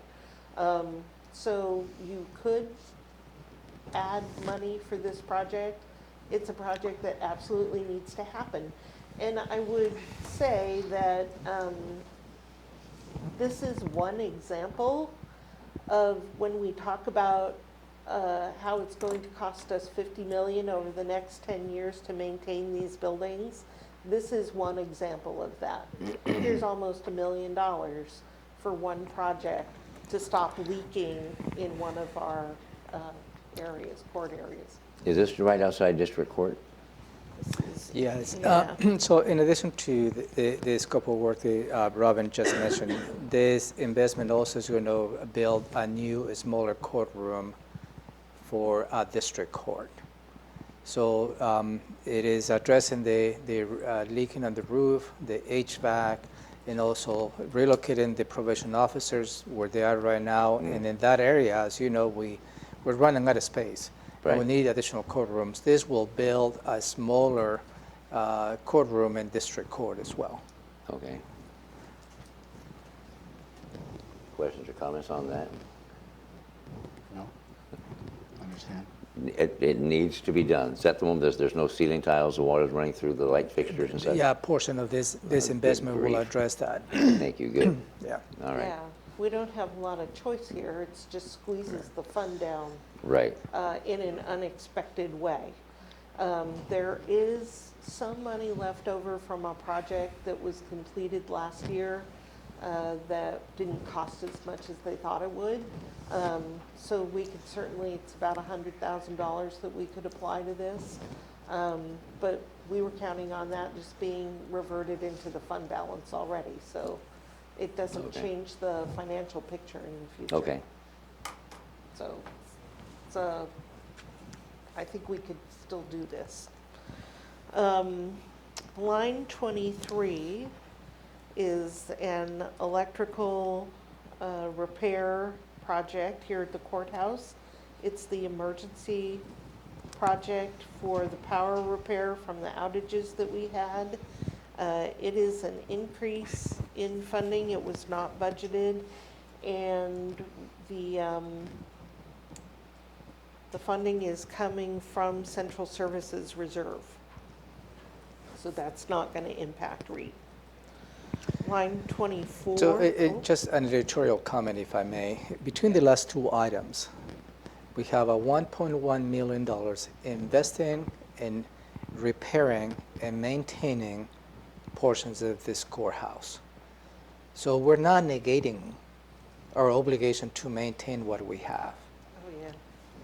So just to give you a perspective, this is a $1.1 million investment that's just repairing and maintaining. Over and courthouse. above what's already in the budget. Right, and this is a direct need, or it's been planned for. It's not to justify the means of going to the public. We Correct. have to do it, and It has to be done. it has to be done. Right. What did you Okay. say about how we're paying, how we would propose to pay for that? So the 500,000 will come from the building reserve fund? Oh, that's right, okay.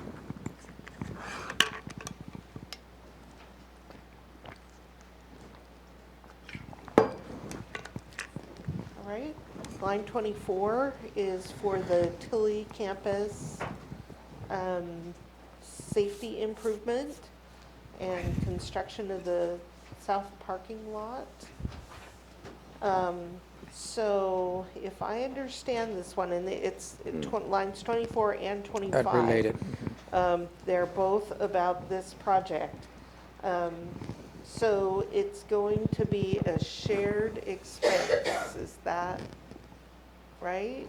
Yeah. Shared between Building Reserve Fund and Public Works is going to kick in for part of it. I'm seeing. That is correct. I'm seeing some nodding. So I believe that this is an increase in what had been originally budgeted, and I don't have that original amount. And what does that mean? The traffic safety improvement and the construction of the south lot and the sand and materials? So if Oh, I understand the sand and materials, but yeah, maybe. so the Commissioner sand shed, Master when doesn't. you drive into the Tilly campus, you see the sand shed. Yeah. And that shed was permitted temporarily because it's so close to the wetlands. So we knew that we needed to move that to a permanent location eventually. So as a result, they found on the backside an area where they can be placed, but also in order to have the sand shed be operated, we need to add additional parking because it's putting a lot of pressure on people who's moving into the campus, the water resources and everything else. So an attempt is to do all those improvements all at once. And at this point. So I'm reading between the two, it looks like 1.275 million. That does appear to be the total anticipated cost. Yeah. So, and as Robin stated, it's a combination of building reserves and road fund. So how does building reserves, how does that work? How much money's there? I don't have a sense of that. So the Building Reserve Fund, every year, each office and department in the buildings contributes into a building reserve.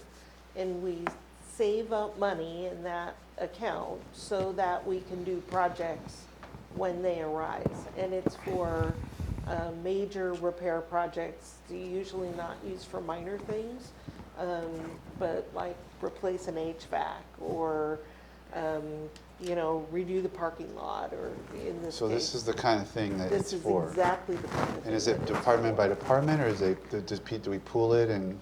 So it is, because we have to account for our restricted funds, they can't pay for any purpose other than their intent.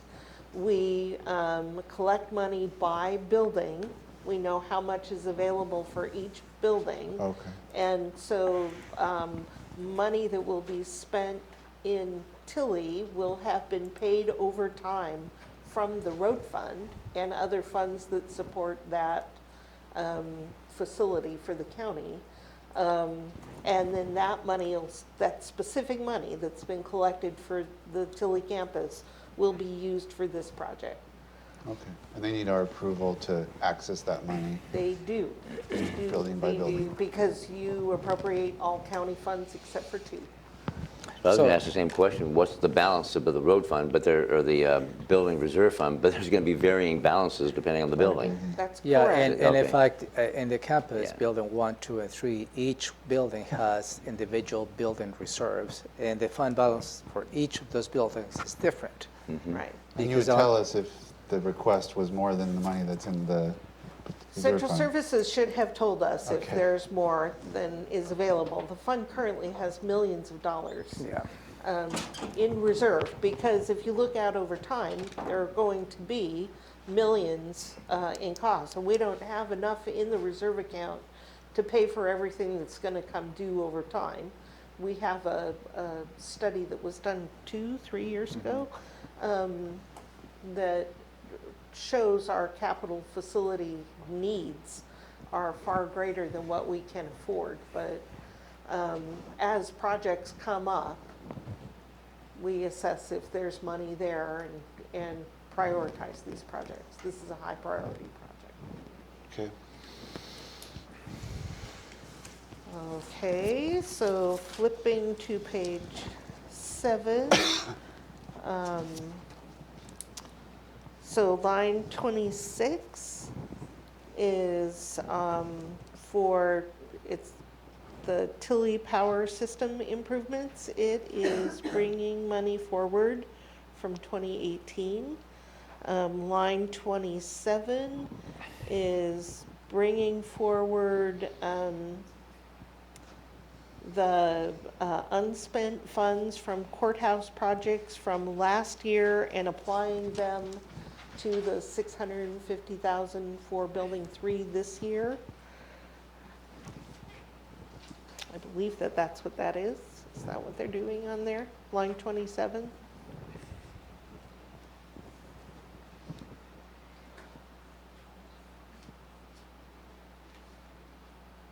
Just shifting to different courthouse projects. To other courthouse projects. For underspending, Angela was last. Right, they underspent last year, so they're bringing the money forward and applying it to this year's projects.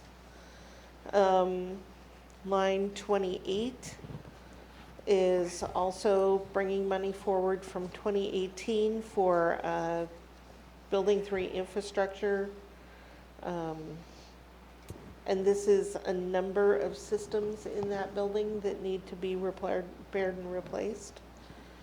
Then line 29 is 200,000 bringing forward for the camera controls at the Family Justice Center that were not completed last year.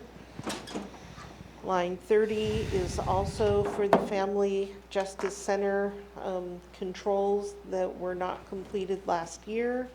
And line 31 is the cabling project that was not completed last year, money forward from 2018. So the vast majority are, it's really just a technical with a few items of new funding for capital. Okay, so the bigger challenge is going to be the operating budget. And we'll see. This is going to be a yes or a no.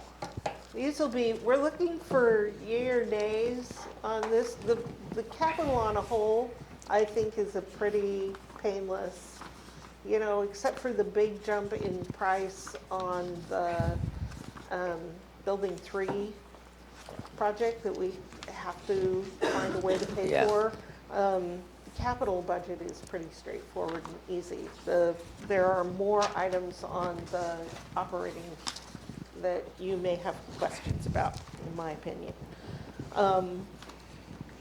So the first item is from the auditor. We're on page 1, line 1. And I will, at certain points, be turning to staff to help me describe what these things are. Why don't you come So, to the table? yeah, I'd like to, Denise, Michelle, and Teresa. You want them come up? on Yeah. People always seem so reluctant to come to the table. It's okay. Now, depending on where you sit, you may have to share that mic, so be cognizant of having to pass the mic around too. And everybody's avoiding the mic.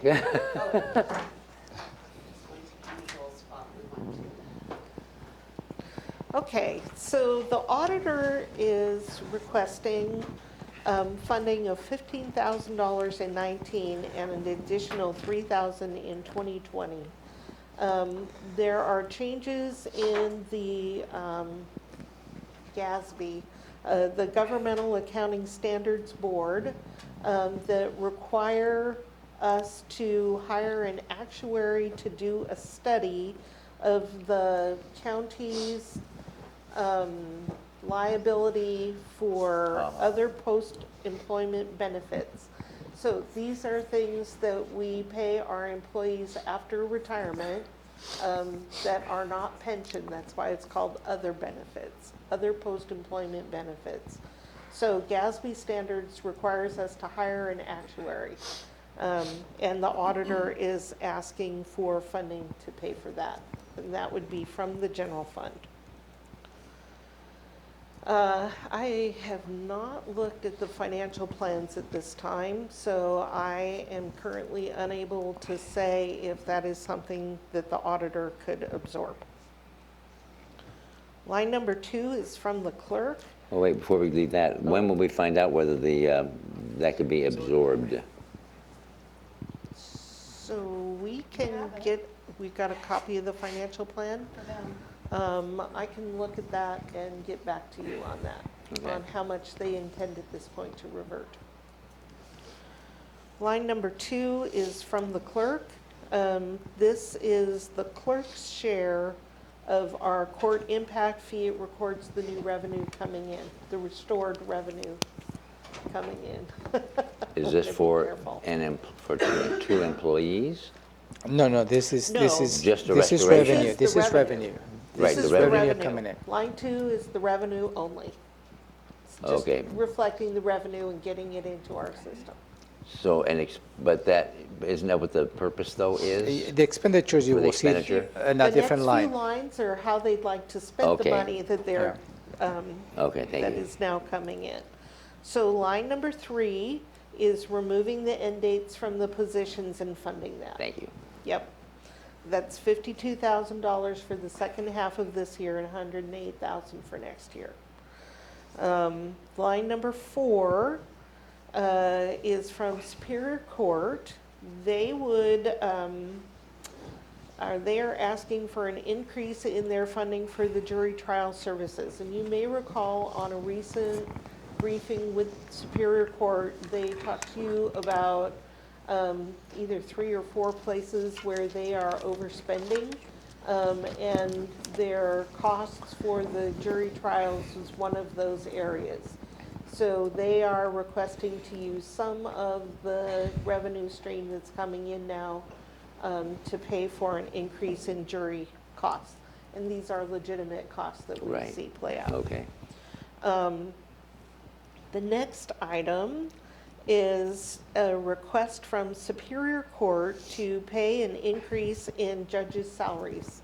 And the Washington State, and I don't know what the rest of this acronym stands for. I'm guessing it's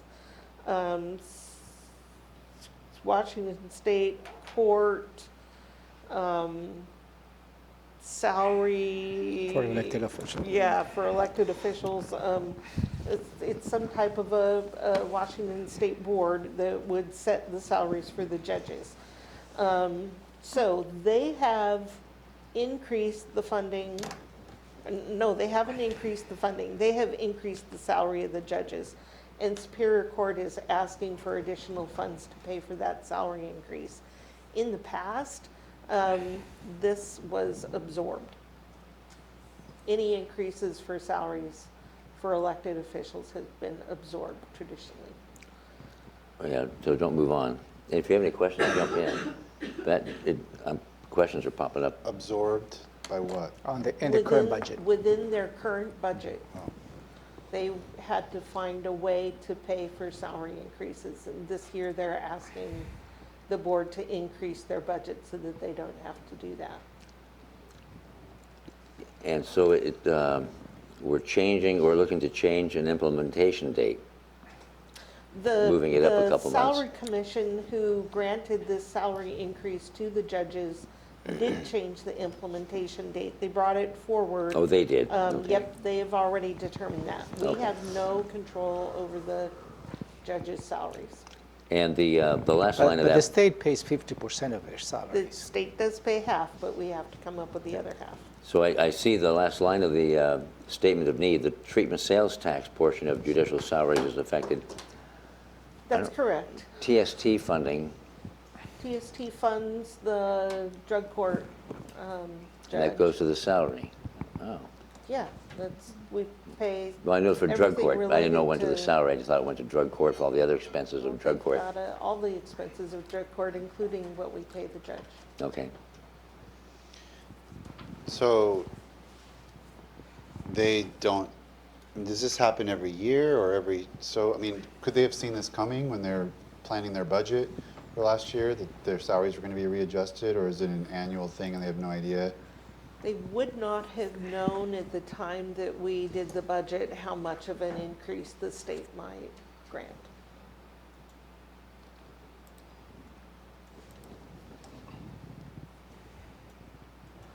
don't think we put anything into the salary module. Not yet. Right, right, but Patty didn't make any assumptions for this. The assumptions would hit in 2021, right? In the next biennial billing. Well, I'm asking if Patty had put some assumptions in last year for this biennium. Yeah, I didn't think we did. Okay. And again, in the past, the courts have had to absorb the increase. All right. So with the next item, number 6, is increase of $45,000 for interpreter services for Superior Court. You'll also see an increase in District Court, and this is one of the items that Superior Court was talking to you about, that the actual expenses are far exceeding what they currently have budgeted, and they're getting more and more cases where they're needing interpreter services. The interpreters set their own rates. We have no control over that, and it's a service that must be provided. So this is one of the areas that I would recommend that you agree and spend part of that impact fee revenue. And interpreter services, not only for court and trial, is that for the prosecutor's office as well? And does public defense have their own interpreter service line item? So one of the things that I do believe that, yes, at this point in time, they're all paying their own interpreter services. When I sat down with the courts, it was both Superior Court and District Court, Pam and Jennifer. And one of the things we talked about that they are willing to explore is creating a pool, a shared interpreter pool, and the possibility of actually bringing someone on staff because they know the languages that are requested the most. So possibly if we hire someone who could cover most of these needs, it would be a shared thing with public defense and the prosecutor. So a shared pool of So- money. But of course, you'd have to have still for a case, you'd have to have different interpreters because of the conflict. Probably. Okay, so we can anticipate other, but probably in here from the defense and prosecutor for No, increase? only Superior Court and District Court came forward. Those are the two areas that are significantly Okay. more than what's currently in their budget. All righty then. So the next item, we're still on page 1, item number 7. Superior Court is asking for $6,288 to purchase protective vests for their security officers. That would be general fund. They're not wearing Apparently, protective they vests, they're only currently wearing a do bar. not provide vests. Don't tell L&I. Is that a, Good grief. I don't know if that would. Yes, be- ma'am. Is it a It is an L&I requirement? requirement? I would think it would be a mandate. You're arming security people and you're not providing safety equipment, like a protective vest? Oh my goodness, that's shocking to me. And that's a major expense too. $6,000? Yeah, but that's, I don't know what That's kind of cheapo vests they're getting. But those are generally about 9, 9 vests for these are not the super expensive SWAT type vests. well, not even that, but at least the wraparounds, yeah, they're about $1,000 each. So this is just under that, so that's not bad. Okay then. Well, yeah, yes. You're a yes on this. Oh, you're not looking for a Okay. decision now, I understand that, but my goodness. It Well, may be that the court has to purchase the vests, but do you want to provide additional money for them to do so? is Yeah, the question. and the question for you is not about necessarily whether you agree or they provide investors or not. The question for you is whether you agree to increase their budget on the general fund. That is really the decision that we're looking for from the board. But the court outfits the security folks. You can easily say, you support the purchase, but they need to absorb it. Well, why is this a supplemental request? I mean, this one kind of mystifies me. I mean, they've been there, like this one should be in part of the normal budget, right? It should have been. Bingo. You don't forget about Right. protecting Well, yours. one would not They've been there think. for years. Well, like the steel-toe boots for the assessors, people that go out and do assessing. Got into the budget. Yeah, Yeah. they did finally, But it was part of the overall budget process. which should have been done years ago. And that is a Right. good question, why this has become Why is this an an urgent issue with matter. this time? But for me, it is, and I'm sure for them and their families it is. No, what I'm saying, no. I don't think we're arguing on the value. Okay. I think what you're stating is the value added. I think the question is why Superior Court at this point has made this a priority, why not in previous years? Right, exactly, and that's the excellent question. That is the question, why now, Right. in 2019? And if this is such an extreme need, is there something else in their budget that's not, that they should Thank you. not purchase to do this? That's you don't, while it is clear that you believe that this is a needed purchase, do they need an increase in their budget? So we go back and ask the court then. We can certainly ask why this didn't come up before. What makes it an urgent need now? With a question mark and an exclamation point. And could they absorb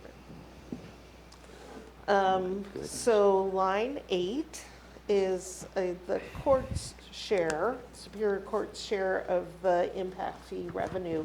And this is, again, we kept the revenue on its own line and allowed them to ask for ways to spend it on other lines. So line 8 is simply the revenue.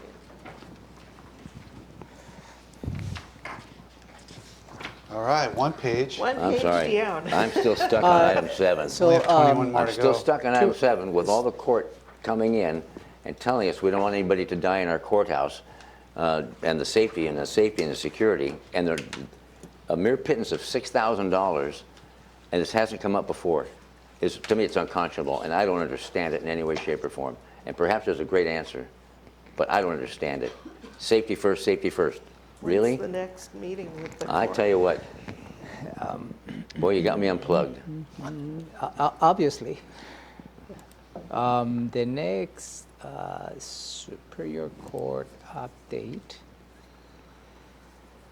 is not until next month. You've been here long enough. We've It's, been hearing danger, danger, danger. June 6th is June when you. 6th, which Okay. is after we would like you to take action on the budget. I'm meeting Otherwise, with them at lunch today, so There I you go, can you could ask see if I can about get some this. information. You expressly have a concern? Sure. Thank you. So commissioners, obviously this is going to take It's longer gonna than take the considerable next time. 30. So we have a hold on board work session tomorrow from 10 to 11, so we can continue the conversation. So. Oh, good, thank you. Yeah. So I've had one out on the clock, and we're only on page 1. Okay, let's see if we can pick up the speed a little bit.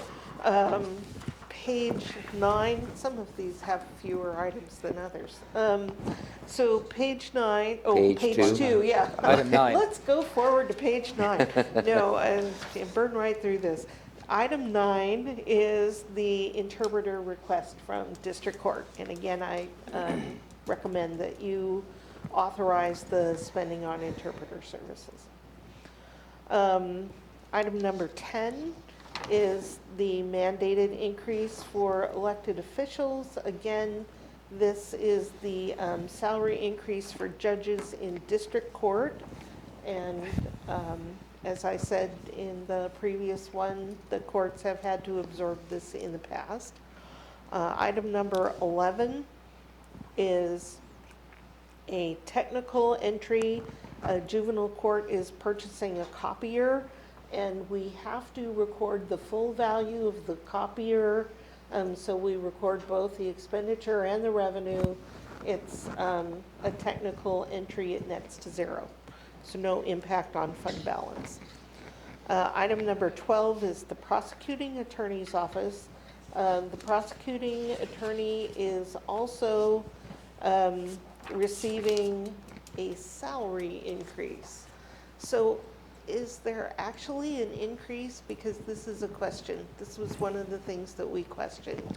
The board takes action on the, As part of the annual, the salary commission, the county salary commission, that sets the salary for all the elected officials. You review that on the yearly basis, which the salary for the prosecuting attorney gets adjusted at that point and is recommended to you to take action among your salary revisions, which you have no say on that, but you do have a say on establishing the salaries for the rest of the elected officials here in the county. So from my point of view, this seems to be premature because the salary commission is one who has to bring recommendations for the prosecuting attorney at the end of the year. right?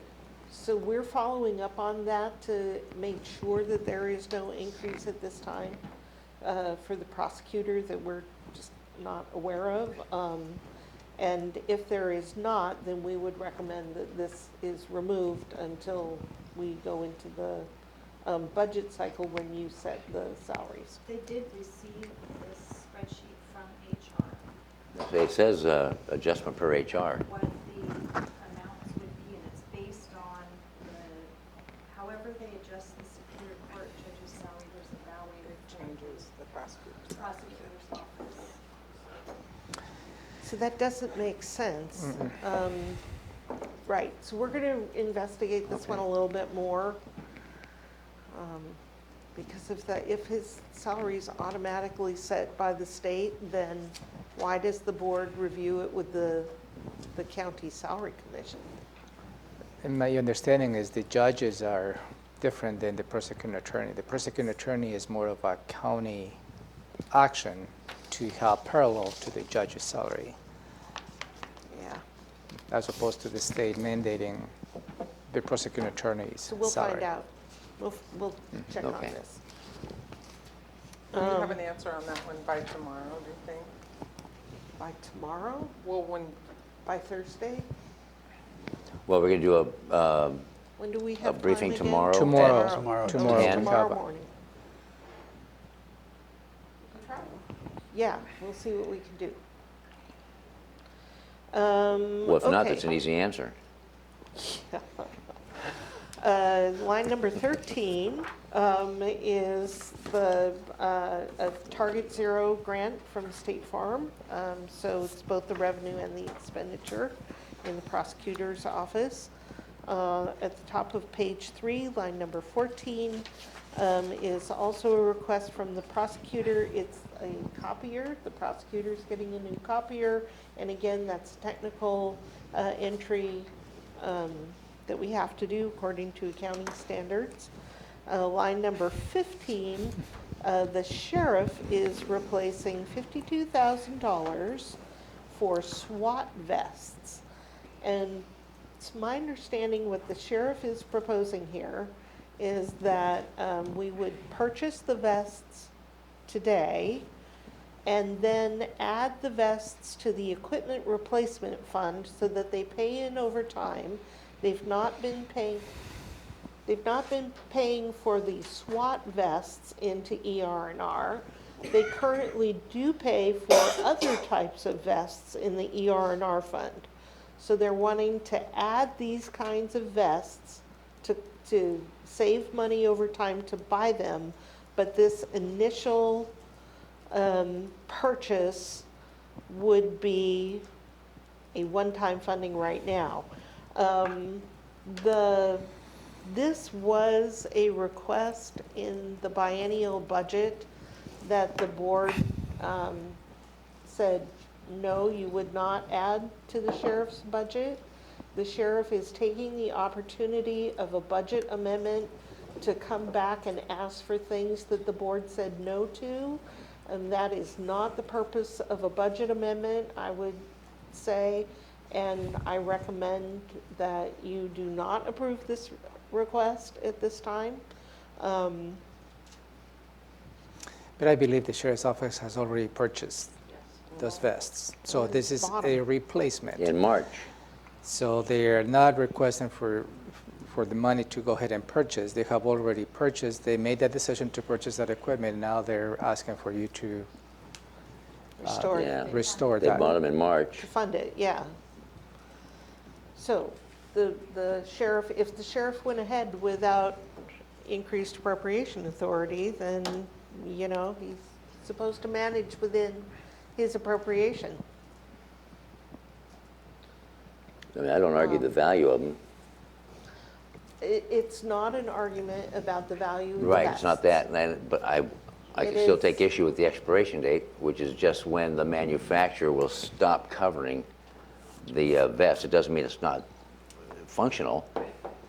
It's just somewhere the liability for the companies that produce these vests has to stop somewhere. They put a stamp on it. It's not like your milk that goes bad in the middle of the month. You should get rid of it after whatever Right. point in time. These are still good, but the liability coverage has to stop the company that manufactures them. So the men and women are safe, and they have them, but now they want the supplemental $52,000 to pay for it. That's right. Yeah. And that would be a significant amount to have absorbed. It's funding that the board said no to in the budget request. You've already I told remember the that. sheriff no. The sheriff said, I'm going to buy them anyway, give me the money. This is essentially him coming back and asking for, every office and department could have done that. But state law requires that your elected officials and your appointed directors manage within the appropriation that the board sets. And this, if I were to characterize this message from the sheriff, he's saying, I can't manage within what you gave me. But we said no to many requests. Yes, you did, and when you turn the page, you're going to see more of them. From the sheriff. Hence the 22. But we do this Yes. across the board for many departments. And Yes, there are many things that Okay. you say no to because you can't afford everything. Is he got his, we've got 2 other letters from the sheriff about funding issues. Are Those they part of items this? are coming up. Okay. They're Okay. coming up. I'm more concerned about those issues than this issue. Okay. Well, let's continue. Line 16 is from the sheriff. He has received a traffic safety grant, so it's the revenue and the expenditure. At the top of page 4, we're on line 17. The sheriff is saying that he will have overtime costs that exceed the overtime budget for his office in the amount of $321,000 roughly. And in the past, what you've done is, because this is looking at only one line, and it's not taking into consideration potential salary savings from vacancies, which would supposedly be the thing that drives this much overtime. What we've done in the past is that the First Amendment is premature, and we'll look again at the Second Amendment and see if they really are exceeding their budget and to what extent. and that's what's difficult, is we know they're understaffed. And presumably that drives a lot of the costs. So, And that's the argument made. But I think the question is about the timing. Is this on the first quarter, is it really the right time for you to take an action on the overtime for the next 2 years? There really is an impact of Okay, I get it. $600,000. Yeah. So as opposed to see how the overall management of their budget goes through the year, and you have the opportunity at the end of the year, like you did last year, to make the sheriff's office whole. right.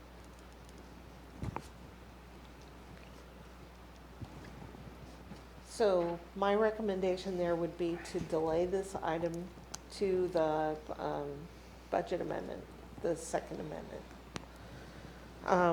Item number 18, the sheriff is saying that due to passage of Initiative 940, that he will incur additional overtime costs in the amount of $241 to send. 41,000.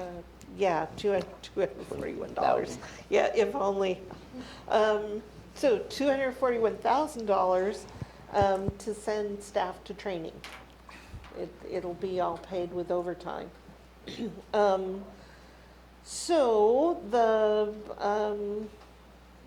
recommendation here is that it is unlikely that the training will occur in the current year.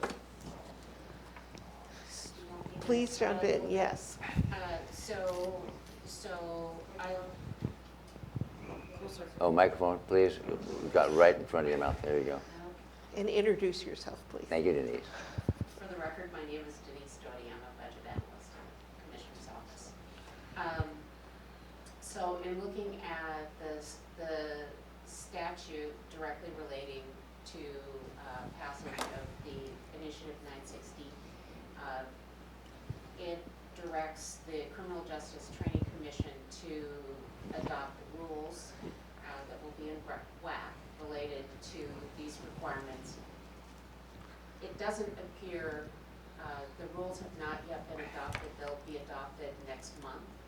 And it indicates that there will be a period of time, 15 months for newly commissioned officers to get this training after, once they come on staff. And then also for existing officers, there's likewise a period of time. It appears to be about three years to get this training. I can understand the interest in trying to get it as soon as possible. I would just say that it looks to me, based on the draft WACs, that those are not going to be adopted till at least June 6th. And then after that, you'll have a better idea of actually what the requirement is going to be. Right. And the last line that says, we anticipate that each commission staff will require 40 hours. I don't know where that comes from, because even currently, only 25% of all commissioned should have that. Per 3 years ago, with the change in the RCW regarding de-escalation and CIT, crisis intervention training for law enforcement. And it does, there is mention that this will off, the 40-hour requirement is in fact in statute. It will, but it's going to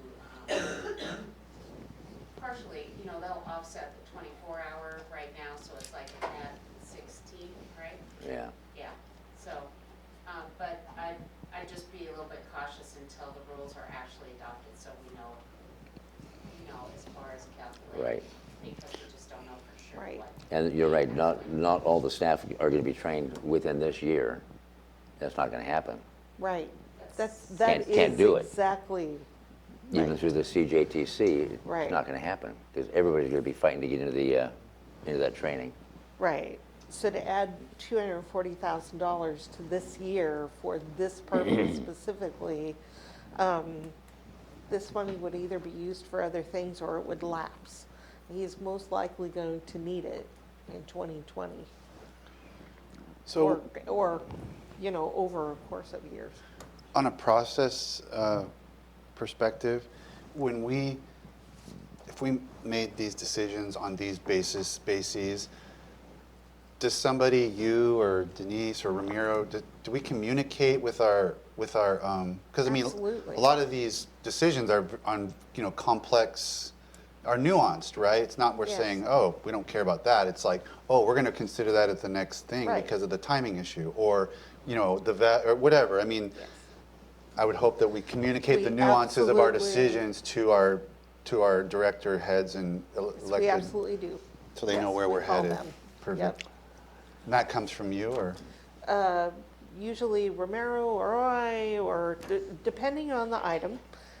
because some things are a little less sensitive than others, if Right. you will. Right. If it's sensitive, Romero or I will make the call. If it's a less sensitive item, staff will communicate directly to the. This was the thinking? Yeah. Okay. But we always do. In the budget system as well, there's a portion. Yep. So they know to reapply next year or next cycle when it's appropriate? That's right. Why we did what were we we did. thinking? Yeah. Okay. Yeah. I look at it from a different lens as well. I fully support the training, de-escalation training, and the crisis intervention 40-hour class, and I have for the last 18 years when it was offered here locally for our local law enforcement, and it was like pulling teeth to get our sheriff involved. The jail was on it, completely on it, and sporadically with the sheriff's office, and that's not a negative to the sheriff. It's because of he couldn't afford the overtime to fill behind the deputies going to the training. It's difficult to fill a spot for 40 hours when the deputy's gone. And if he or she are off duty, you pay them the overtime to go to the class. If they're on duty, they're getting replaced with overtime. And I understand that jam, but it's in 18 years. And now we're here to the point where it's mandated, and now we want everybody to go. It's going to cost you $250,000 or more than. Right. So that philosophically just kind of bugs me. It is much more likely, though, that rather than everyone going at once, it's going to be spread out over time. Yeah. And I know he's got a difficult task. I'm not defeating his intent. His intent's honorable, but this needs to be planned better. So page 5, there is only one line because they were Ooh, cheaper. they were yeah in They their were what? explanation Wordy, I and said. their request. But this is one of the letters that you received from the sheriff, where they are requesting a legal assistant position to carry out the mandate of the firearm background checks. Yep. So they're asking for 1 FTE, a legal assistant. And what you see in the funding is if they hired that person in July, you've got half of this year and all of next year funded for this additional purpose. So how does, I mean, if we felt like we have to do that, how do we pay for that? So when Yeah. you're asked to make decisions last week, you will just do a very fast walk through this list and a thumbs up, thumbs down. Or if you're ready tomorrow, or if you'd like to indicate today, but we're missing a commissioner. Yes, I want to fund this, no, I don't. And we'll just walk through it that way. But I think to answer your question is when the commissioners do a thumbs up, thumbs down on any of the items, then the staff will come back and give a perspective on the impacts on the ending fund balance. Because Right. everything is coming from the general fund. So that's a thumbs up is just like further exploration, or it's not a decision Well, to? that, No, it is a direction. decision. It is a decision. I'll be asking you to make a decision about this. This is what I'm asking by next Tuesday. For each of these line items on both these packets, I'll need your direction, thumbs up, thumbs down. Yes, we put this in the budget in the first amendment or not. You may give me direction to, it's not at this time, and we'll review again, like with the overtime one, we should review it again in the second amendment. The sheriff will come back and ask for all these things again, because that's what he does. Every cycle, we see all these things from the sheriff. This one is new because of a new initiative, but when I ask you to, thumbs up, thumbs down, yes or no, what I'm asking is, do you want to add this to the budget or not? I understand, but I guess being somewhat disadvantaged by having not sat through the last budget cycle, I have less understanding of capacity for how many of these can we do, given the state of the general fund? Did we set aside money for supplemental requests that, or, I mean, I don't know what I'm I don't know what the monetary effect is of my thumbs up or thumbs down. Okay, I can bring in a forecast tomorrow that would show what the impact would be. At the bottom line though, when we get to the end of the request for the general fund, you'll see a roll up. Page 10. Thank you. Where if you were to approve everything, this year, the revenue, the additional revenue is 1.5 million. The additional expenditure request is 2.8 million. So the ask for expenses is more than the revenue. And remember that part of that revenue, well, $1 million in the revenue is the impact fees, which is, for the most part, a restoration of money that we've lost in the past. It's really not brand new revenue. So I will bring a forecast tomorrow so you can see the bigger picture. But if you were to say yes, this would be the impact, and the impact not next biennium, but next fiscal year about the same. So they're really asking for things that are ongoing costs. Okay. We're going to have to stop at page 9 or page 5. So if I may, in follow up on what Robin stated, the revenues are 1.4. In 2019, the request is 2.8. We have a delta of $1.4 million. We cannot afford that. And that's if we swallowed up all of the court impact Right. fees. That's if we swallow up everything. Right, So yeah. and that's the point. We cannot afford that. Nope. Plain and simple. And that is why we're going line item by line item for you to keep that in mind, that we cannot afford everything. So it goes back to the point as to what you're in the position to support. Right. So this is the reason that you didn't say, or not you personally, but the board did not say yes to everything in the original budget request. You know, you have to choose. Okay. In 3 seconds, 2 seconds, 1 second, I have another appointment. Got to go. So I've got to go. We'll continue tomorrow. That was the end of page 5. Thank you all for tuning in. Bye. We're done.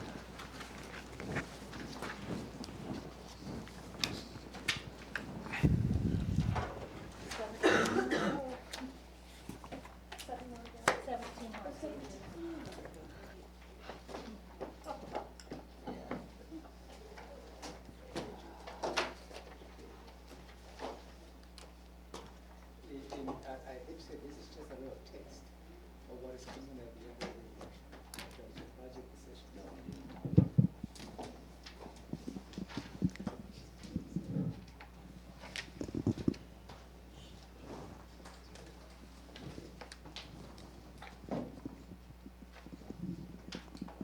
Also,